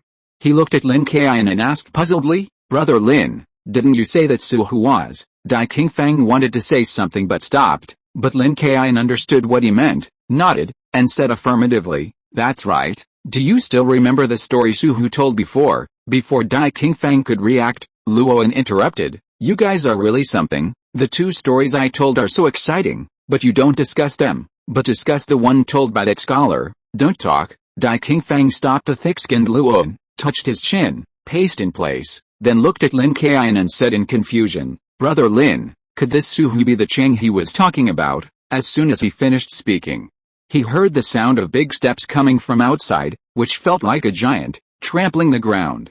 Bang!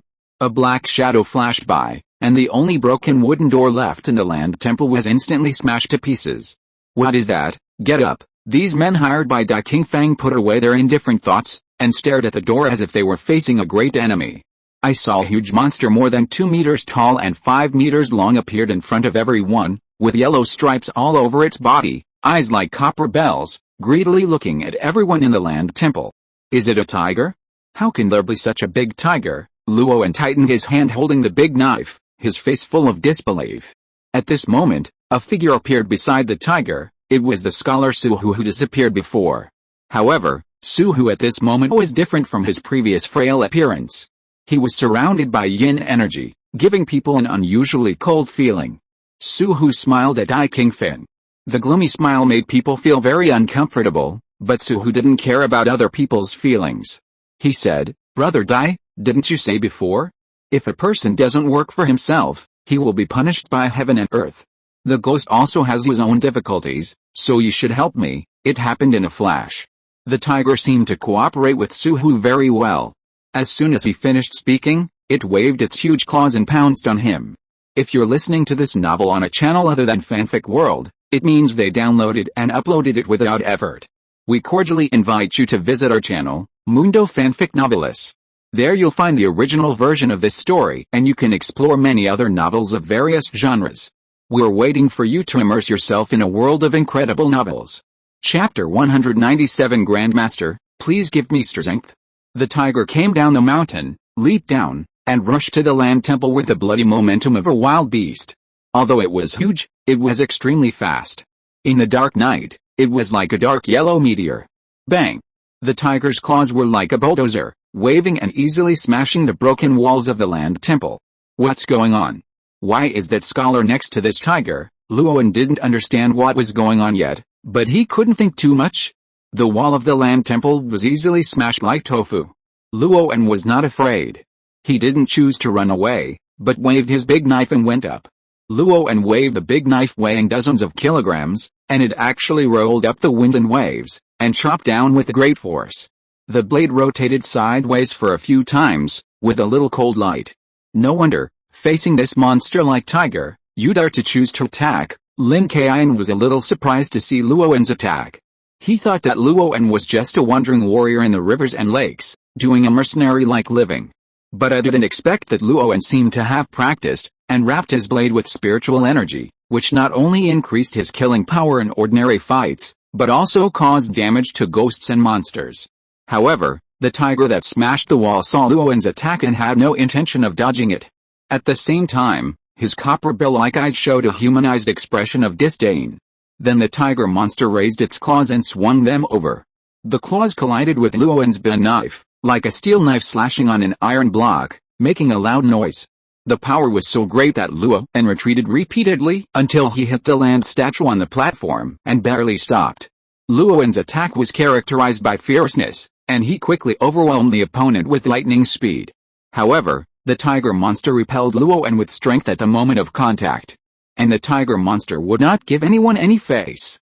It swung its tail like a steel whip and smashed Luoan directly without caring about others. It seemed that Luoan's reckless challenge just now angered the tiger monster, and now he wanted to teach him a lesson. Luoan thought that he had been beaten back and was at the last line of everyone, so the monster would never attack him again. Unexpectedly, the tiger monster ignored everyone else and attacked him directly. Damn it, is this monster so petty? Still holding a grudge, Luoan cursed helplessly, but the speed of the tiger's tail was very fast, and Luoan had no time to react. Even if he used all his strength to roll to the side, he was still hit by the tiger's tail. Puff! Luoan was beaten to spit blood, fell to the side, and kept twitching. At this time, Dai Qingfang shouted directly, "Damn it, everyone, do it together." Although Dai Qingfang's expression was also very ugly, he did not act like he was going to abandon his companions, even though Luoan was just hired by him. Then, the others did not have the same idea as Dai Qingfang. After Dai Qingfang finished speaking, they did not pretend anymore and ran away like birds and beasts. Dai Qingfang didn't expect that this group of people who looked very loyal would run so decisively at this time. He cursed angrily, "Why are you running? Don't you want the remaining money? This is just a bigger tiger? And that ghost is useless." When these people saw the tiger monster, it seemed that their attention was on Lin Kaiyun and Dai Qingfang. They knew that this was the best chance to escape, so they didn't care about their face and ran away after leaving a word. "Boss Dai, your life is important, why do you still mention money? Brothers are also fighting for their own lives. I hope you understand. See you later." The situation at the scene was really like this. This tiger monster, with its huge claws stepping on the gravel, circled in place, and its tiger tail, one high and one low, seemed to be provoking, as if it was exploring the breath of Lin Kaiyun and Dai Qingfang. This tiger monster is already a level 5 monster. Not only does it have intelligence, but it can also clearly feel that Lin Kaiyun and Dai Qingfang are different from others. If they are eaten, there will be great benefits. Dai Qingfang glanced at Luoan, who was lying on the ground groaning, and then took a step, moved closer to Lin Kaiyun's position, and said slowly, "Brother Lin, this tiger monster has obviously focused its attention on the two of us. Now even if we run, we can't easily escape, and it will only increase the danger. How about we fight the enemy together?" Dai Qingfang couldn't be sure what Lin Kaiyun was thinking, whether he would run away directly like the others, so he could only tell him the pros and cons and try his best to persuade him. However, Lin Kaiyun's behavior was beyond Dai Qingfang's expectations. Lin Kaiyun shook his arms, a smile appeared at the corner of his mouth, and he turned his head to Dai Qingfang and said, "Brother Dai, it's too troublesome to fight the enemy together, so I won't bother you." "What do you mean?" Dai Qingfang was stunned after hearing what Lin Kaiyun said, obviously not understanding what Lin Kaiyun meant. "It's nothing, just you watch from the side, I'll make a quick decision." After Lin Kaiyun finished speaking, he walked up empty-handed, as if he was going to beat the tiger with his bare hands. This tiger monster was intelligent, so he could naturally understand Lin Kaiyun's intentions. However, It is said that wisdom is the beginning of all troubles, and this tiger monster was instantly enraged by Lin Kaiyun. This human was even more ungrateful than the previous human with a knife. Roar! The tiger monster instantly became furious, roared, and pounced on Lin Kaiyun. Its two sharp claws, like clamps, tried to beat Lin Kaiyun into a meat pie. Lin Kaiyun stepped firmly on the ground, braked suddenly, and then took out a scroll from his storage belt and threw it into the sky. The scroll flew in the air without wind, and smoothly unfolded the portrait of San Mao Zhengjing, the founder of Maoshan. After the scroll was unfolded, Lin Kaiyun held a seal in his hand, stamped his feet, shook his head, and said something convincingly. The fragrance is heavy and responds to the universe, and the fragrance is raised to penetrate the gate of heaven. The golden bird runs like a cloud arrow, and the jade rabbit shines like a wheel. The South Star and the North Dipper are shining all over the sky, and the 5-colored clouds are bustling. The holy temple is opened in the Zhuyi Palace, and the inferior disciple Kaiyun invites the gods, Master Maoshan, please give me strength. As soon as the voice fell, Lin Kaiyun stopped, and his shaking head suddenly raised his head.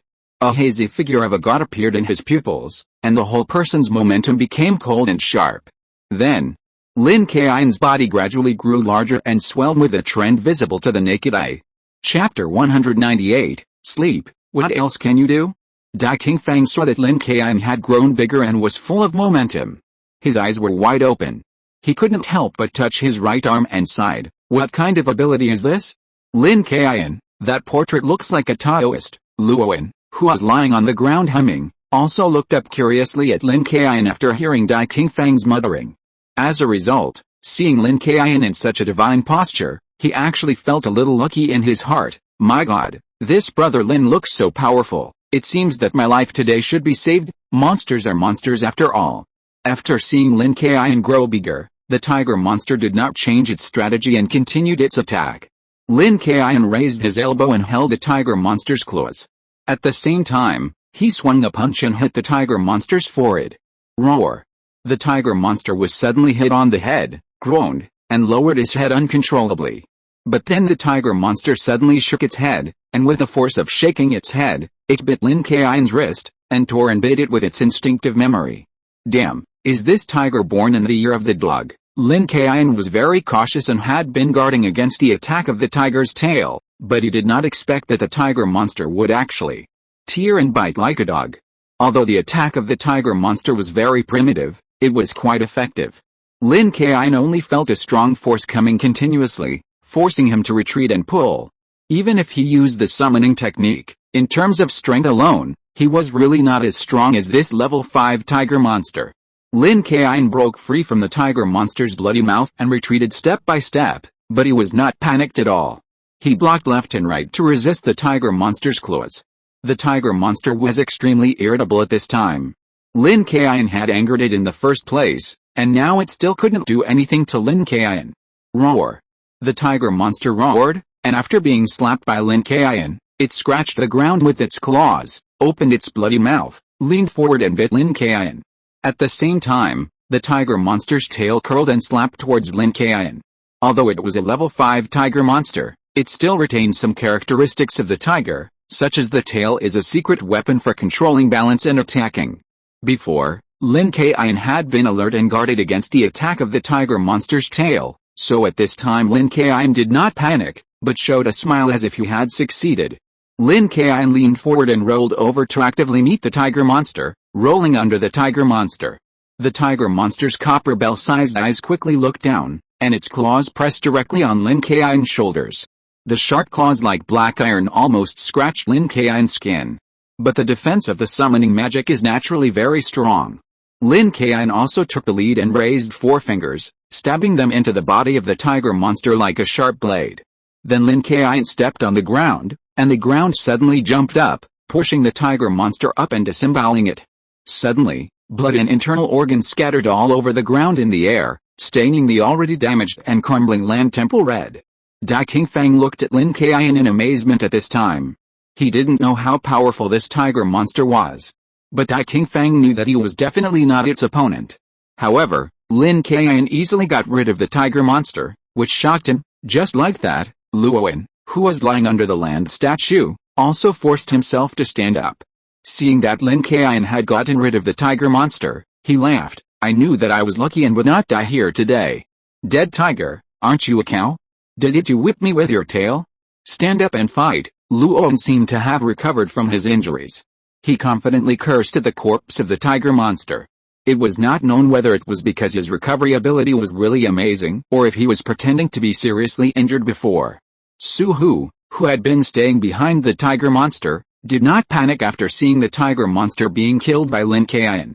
Instead, he showed a relaxed look and kept muttering, "Great, I'm finally free. I finally don't have to listen to this monster anymore." Lin Kaiyun released the summoning spell mode, wiped his bloody hands on the clean fur of the tiger monster, then turned his head to look at Su Hu and said coldly, "I don't think what you said is so accurate. You just got rid of the tiger monster, but you haven't got rid of me yet." As soon as Su Hu heard Lin Kaiyun's words, he knew that Lin Kaiyun didn't want to let him go.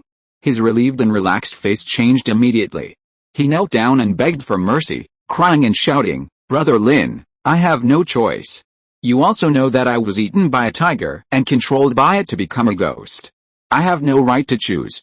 I can only keep helping it lure people. I also want to reincarnate and live. A powerful person like you will definitely understand." Su Hu kept kowtowing to Lin Kaiyun, begging Lin Kaiyun to let him go. "Justice, I'm too lazy to tell you a lesson, but you lured me. I can only say that it's your bad luck, and you always say that you have your reasons, so I have my reasons for killing you, because if I let you go, I will be upset." After saying that, Lin Kaiyun didn't wait for Su Hu to react, and the golden light on his hand formed a flame whip in the air, which rolled around Su Hu's body.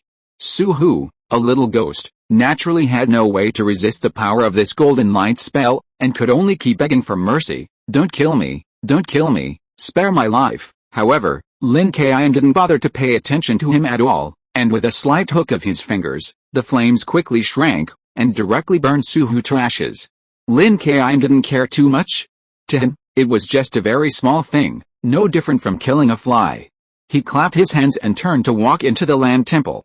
When he passed by Dai Qingfeng, Lin Kaiyun smiled at him, then returned to his own wild grass very naturally and laid down. Dai Qingfeng turned around and followed Lin Kaiyun until he laid down. Then he thought for a while and asked, "Brother Lin, what are you doing?" Lin Kaiyun glanced at Dai Qingfeng and said seriously, "Sleeping. What else can I do? It's still 2 hours before dawn." After hearing what Lin Kaiyun said, Dai Qingfeng couldn't help grinning. Now the land temple has been destroyed like a ruined wall, with wind leaking from all sides, and there is a corpse of a tiger monster lying outside, with a strong smell of blood. In such an environment, he can still sleep very naturally. He's really a ruthless person. Luoan, who won by doing nothing and saved his life, also agreed at this time. "Boss Dai, I think what Master Lin said is right. It's not even dawn yet. It might be more dangerous for you to go somewhere else. You might as well continue to sleep." Chapter 199 Monster Arm. In the completely destroyed land temple, Lin Kaiyun lay peacefully on the straw mat, resting with his eyes closed, as if nothing had happened. Luoan also leaned against the wall, holding his big knife, snoring quietly. Dai Qingfeng, on the other hand, was worried at this time. He sat on the platform of the land temple, and his eyes would occasionally glance at Lin Kaiyun, as if he had something to say, but he was too heavy-hearted to speak. Time passed by minute, and the surroundings returned to silence. The corpse of the tiger monster outside did not attract more monsters as Dai Qingfeng worried. Instead, the other drugs were frightened by the bloody smell of the tiger monster and did not dare to approach. Chirp! After a burst of bird calls, the sky gradually turned white, and the darkness was swept away by the sun. Although Lin Kaiyun had the habit of sleeping late, he would not do so in the wilderness. At dawn, Lin Kaiyun opened his eyes, stretched, and stood up. Seeing Dai Qingfeng standing next to him like a wooden stake in the ground, Lin Kaiyun smiled and asked, "Brother Dai, you didn't sleep all night, did you?" "You are too cautious." Dai Qingfeng, seeing Lin Kaiyun wake up, hesitated for a long time, clenched his fists, walked quietly to Lin Kaiyun, and said in a serious face, "Brother Lin, after seeing your skills last night, I admire you very much. I won't hide anything and speak frankly. I didn't come out this time to look for cordyceps sinensis. I came to this mountain according to the request of my elders to find a sacred tree. This sacred tree can cure my disease. The elders in my family told me that this sacred tree is very precious. Both the fruit and the branches are treasures of heaven and earth. Now I want to ask Brother Lin to do me a favor. If you really find this sacred tree, I only want it to cure my disease, and I don't want anything else." Dai Qingfang didn't sleep all night. First, because he was afraid and alert, and there were things like tiger monsters attacking him. Second, he was hesitating whether to tell Lin Kaiyun about his own affairs. After all, he was not very sure about finding the so-called sacred tree, and it didn't sound that reliable. In addition, after Dai Qingfang saw how powerful Lin Kaiyun was, he felt extremely conflicted. The contradiction was that because Lin Kaiyun was very powerful, if he was willing to help, it would be twice the result with half the effort. If Lin Kaiyun didn't really help and was very greedy, then asking Lin Kaiyun for help would be like inviting a wolf into the house. However, Dai Qingfang finally decided to ask Lin Kaiyun for help, because even if Lin Kaiyun was really a greedy person, the premise was that he had found the sacred tree. After the disturbance of the tiger monster last night, Dai Qingfang was very worried about the safety in the mountain. The people he hired now seemed useless, even though Luoan did not choose to escape. But Dai Qingfang still didn't think that he and Luoan were strong enough to find the sacred tree safely. So after seeing Lin Kaiyun's strength, Dai Qingfang had an idea. Oh, after hearing what Dai Qingfang said, Lin Kaiyun also became interested. Lin Kaiyun had guessed that Dai Qingfang had a secret. Although he did not ask if the other party was willing to share, Lin Kaiyun would still be very interested. So Lin Kaiyun touched his chin and asked curiously, "Brother Dai, I think you are sincere. But can you tell me what this so-called sacred tree you mentioned is, and what strange disease you have? It's so complicated, after all, this matter does sound like a fake." He got a strange disease, and then according to the request of the elders at home, he came to the mountains to find the sacred tree to cure the disease. Ordinary charlatans would not make up such words. There are too many loopholes. Dai Qingfang knew that most people would not believe what he said. He directly held his right arm and suddenly lifted his sleeves. Then he stared at Lin Kaiyun and asked, "Brother Lin, are you willing to believe me now?" Dai Qingfang did not say much. He knew that the best proof was his right arm. "What is this?" After seeing Dai Qingfang's right arm, Lin Kaiyun was stunned for a moment, and then looked at Dai Qingfang with some surprise. There are not many things that can surprise Lin Kaiyun, let alone a person's arm. However, Dai Qingfang's arm is obviously not a human arm, but a real zombie arm. This arm has a layer of red bristles, like an ugly and disgusting brush. There are hideous blood vessels on the arm, but there is no blood flowing inside. Instead, it is dry like a hemp rope, which matches the red bristles on it. This zombie arm connects from the shoulder to the wrist, and there is no abrupt feeling. The connection is also tightly connected, so Dai Qingfang's palm looks normal.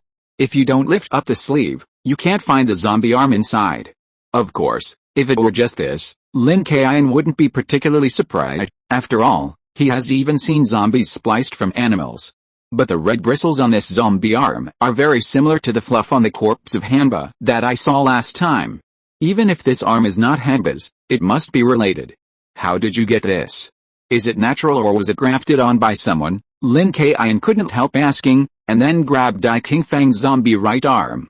The fluff on it bounced Lin Kaiyun's hand away as if it was protecting his body. "Sorry, Brother Lin, this strange arm cannot be touched by anyone except me." Dai Qingfang raised his right arm, glanced at it, and then smiled apologetically at Lin Kaiyun. Lin Kaiyun shook his hand. Apart from some pain, there was nothing unusual. He quickly asked, "It's okay. Tell me first, is this arm natural or was it attached by someone?" Alice, hearing Lin Kaiyun's question, Dai Qingfang sighed and looked very ugly. Then he recalled painfully, "This arm of mine is not natural. 1 month ago, I was drinking with someone at night. On the way home alone, I met a woman. I went up to her and asked if she needed help. As a result, I lost consciousness and fainted. After waking up, I found myself lying on my bed at home with this monster-like arm. After that, my mother handed me a map and said that the mysterious man said that as long as this arm doesn't hurt, I have to look for the sacred tree marked on the map. During this period, I also asked various people, but there was no way to solve this monster-like arm, and it also caused me a lot of trouble. 3 days ago, my arm finally stopped hurting. There was no way, so I could only come here according to the map as required." Dai Qingfang told Lin Kaiyun everything without hiding anything. After hearing what Dai Qingfang said, Lin Kaiyun frowned, as if he had thought of something, and asked quickly, female? Do you remember what she looks like? Is she a baby face, wearing red clothes, and always likes to play with paper figures, female? Knowing this kind of evil magic, and also having some connection with Hanba, Lin Kaiyun naturally thought of Yu Kilo, the witch. Since the last battle, Yu Kilo disappeared, and Lin Kaiyun also tried to inquire about the whereabouts of Yu Kilo, the witch, but there was no clue. And now the woman mentioned by Dai Qingfeng has a strange behavior pattern, which is very similar to Yu Kilo. However, Dai Qingfeng's next answer disappointed Lin Kaiyun. Dai Qingfeng shook his head and said, I don't remember either. Now I have a very vague impression of that woman. I also asked my mother, but she also couldn't remember what the woman looked like. Lin Kaiyun nodded. It was normal for an ordinary person like Dai Qingfeng to be restricted. He said calmly, is that so?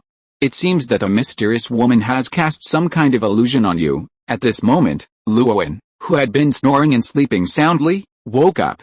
He yawned and looked at Lin Kaiyun and Dai Qingfeng who were chatting, and asked jokingly, Boss Dai, Master Lin, when did you two become so close? After he finished speaking, Luowen suddenly shouted and screamed. He jumped up in fright, pointed a knife at Dai Qingfeng, and shouted, Who are you? Where is Boss Dai? Have you been possessed by that monster in some long ghost from yesterday? It turned out that Dai Qingfeng had been chatting with Lin Kaiyun. Because he was talking about his painful experience, he didn't notice that his zombie right arm was still exposed. This scene was seen by Luowen, who had just woken up, and he was naturally scared to death. Dai Qingfeng quickly rolled up his sleeves to cover his right arm, then looked at Luowen and said in a confused manner, Luowen, what are you talking about? Are you sleepy? I am Dai Qingfeng, Boss Dai. Luowen was stunned for a moment after hearing Dai Qingfeng's words, then shook his head desperately, gripped his big knife tightly, pointed it at Dai Qingfeng's right arm, and shouted, Don't lie to me, I can't be wrong. Your arm just now was not a human arm at all. You are not Boss Dai in your revealed form. I have been discovered, and now you can't lie to me. Lin Kaiyun saw Luowen's panic and couldn't help laughing. He glanced at Dai Qingfeng and echoed, Brother Luowen, this person is Dai Qingfeng who hired you. I guess you might have seen it wrong just now, really? Master Lin, of course I believe what you say, but I clearly saw Boss Dai's arm before. It was a hairy monster arm. It was red, so I couldn't be wrong. After hearing what Lin Kaiyun said, Luowen felt relieved.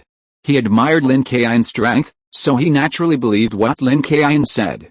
He put down the sword in his hand, scratched his head, and his face was full of doubts. At this time, Dai Qingfeng touched his right arm and walked towards Luowen, and said with a smile, Luowen, don't you believe me and what Brother Lin said? You must not have had a good rest last night, which caused you to be a little dizzy when you got up in the morning. Facing Dai Qingfeng who was walking over, Luowen was not on guard at all, and smiled awkwardly, saying, Boss Dai, I'm sorry, maybe I was really confused in my sleep, don't mind, it's okay, why would I mind? Dai Qingfeng nodded and said very naturally, but his right hand was already slightly clenched into a fist. At this moment, Lin Kaiyun took a step forward, grabbed Dai Qingfeng's shoulder, and then said, Brother Dai, it's early in the morning and we haven't eaten yet. How about going out to hunt 2 rabbits to fill our stomachs? After saying that, Lin Kaiyun winked at Dai Qingfeng. He clearly felt the murderous intent in Dai Qingfeng's eyes just now. Instantly, Lin Kaiyun understood that Dai Qingfeng wanted to kill Luo, and because he saw that he had discovered the secret of his right arm. Dai Qingfeng saw that Lin Kaiyun was trying to stop him, and he didn't hide it, but hinted directly, Brother Lin, I have one more thing to take care of before breakfast. If this matter is not handled well, I'm afraid I won't be able to sleep or eat well. Luowen didn't feel anything was wrong at all, and grinned at Dai Qingfeng and said, Boss Dai, what's the matter? Can I ask you to explain? You told me that I have already received your money to handle it, so we have to help. Lin Kaiyun couldn't help but chuckled. Luowen's silly look made him feel very funny, especially when combined with Luowen's previous talent for storytelling and his thinking of marketing himself, so he looked particularly stupid at this time. Seeing Lin Kaiyun suddenly laugh, Luowen looked at the two of them separately, and asked in confusion, What's wrong? Did I say something wrong? Otherwise, I'll go catch 2 wild rabbits for you. Lin Kaiyun waved his hands quickly, looked Luowen up and down, and said with a smile, No, you are right, Luowen, I just realized that you are so dedicated. Hearing Lin Kaiyun's words, Luoan actually showed a proud expression on his face. He held the big knife and pretended to be very heroic and said, "That's for sure. I love what I do. Although I am a mercenary now, my future dream is to set up a mercenary guild, so I must build a good reputation now." Lin Kaiyun turned sideways and patted Dai Qingfeng on the shoulder, and said, "Brother Dai, did you see it? You don't have to worry about this person leaking your secrets.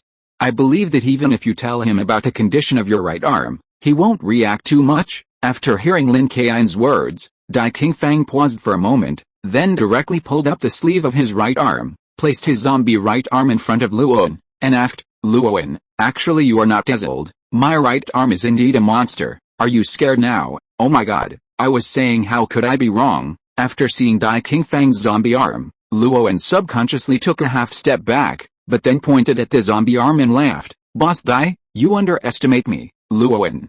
It's just a mutated arm, right? I've seen much more disgusting and terrifying ones. I thought you were possessed by a ghost before, so I was so surprised." Chapter 200 Happy Cooperation. Dai Qingfeng was originally an ordinary person who didn't even dare to hurt anyone, let alone have the intention to kill.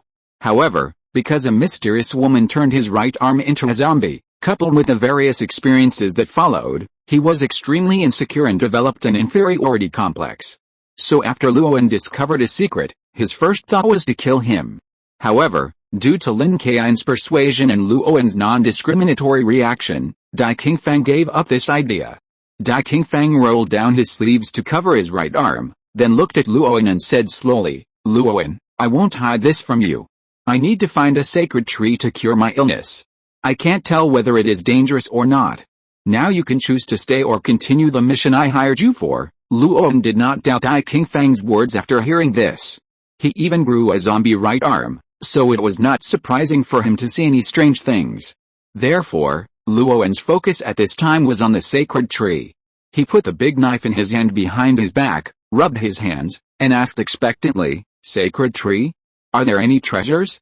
Can you share them with me?" Dai Qingfeng smiled after hearing Luoan's words, nodded and said, "Yes, I've told Brother Lin before that I only want my illness to be cured. I don't want the rest of the treasures." After hearing Dai Qingfeng's affirmative answer, Luoan was overjoyed and laughed, "Great! If I get 1 or 2 treasures, my dream will come true.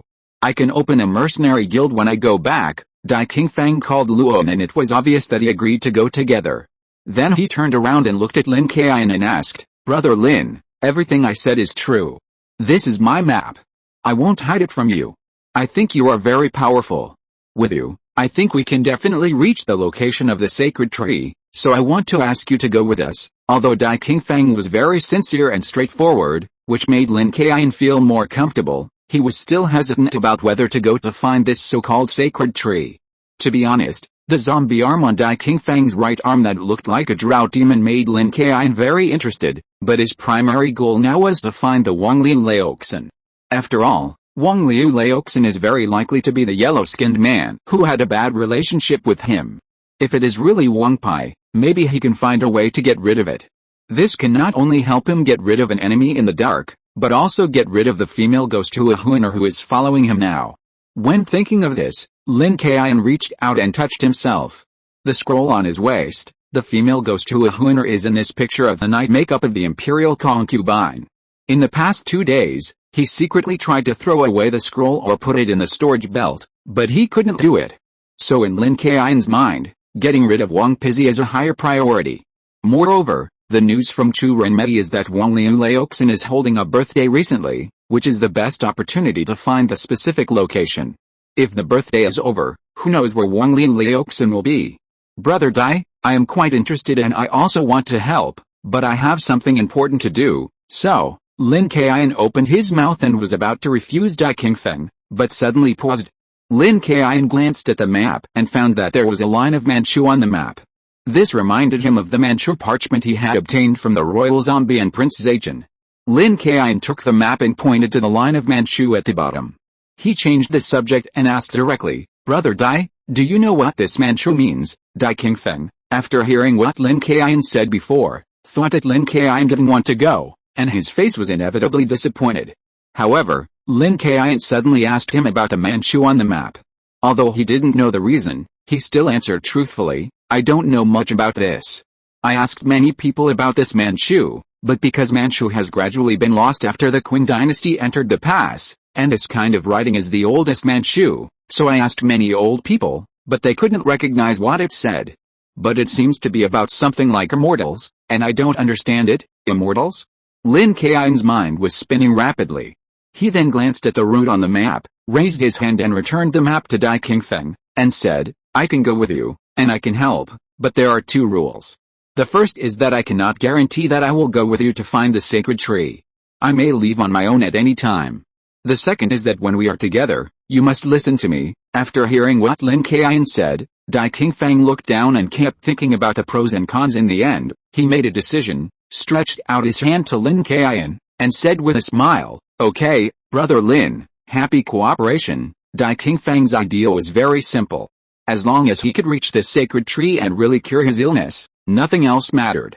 Happy cooperation. Lin Kaiyun also nodded happily, stretched out his hand and clapped his hands with Dai Qingfeng.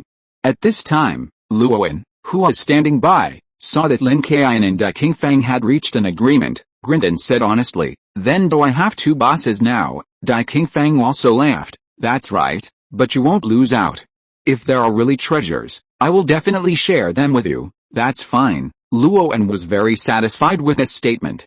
Haha, seeing that Luowen was actually very well behaved, Lin Kaiyun also laughed, then patted Luowen on the shoulder and said, Luowen, then I'll trouble you to go out and find some game.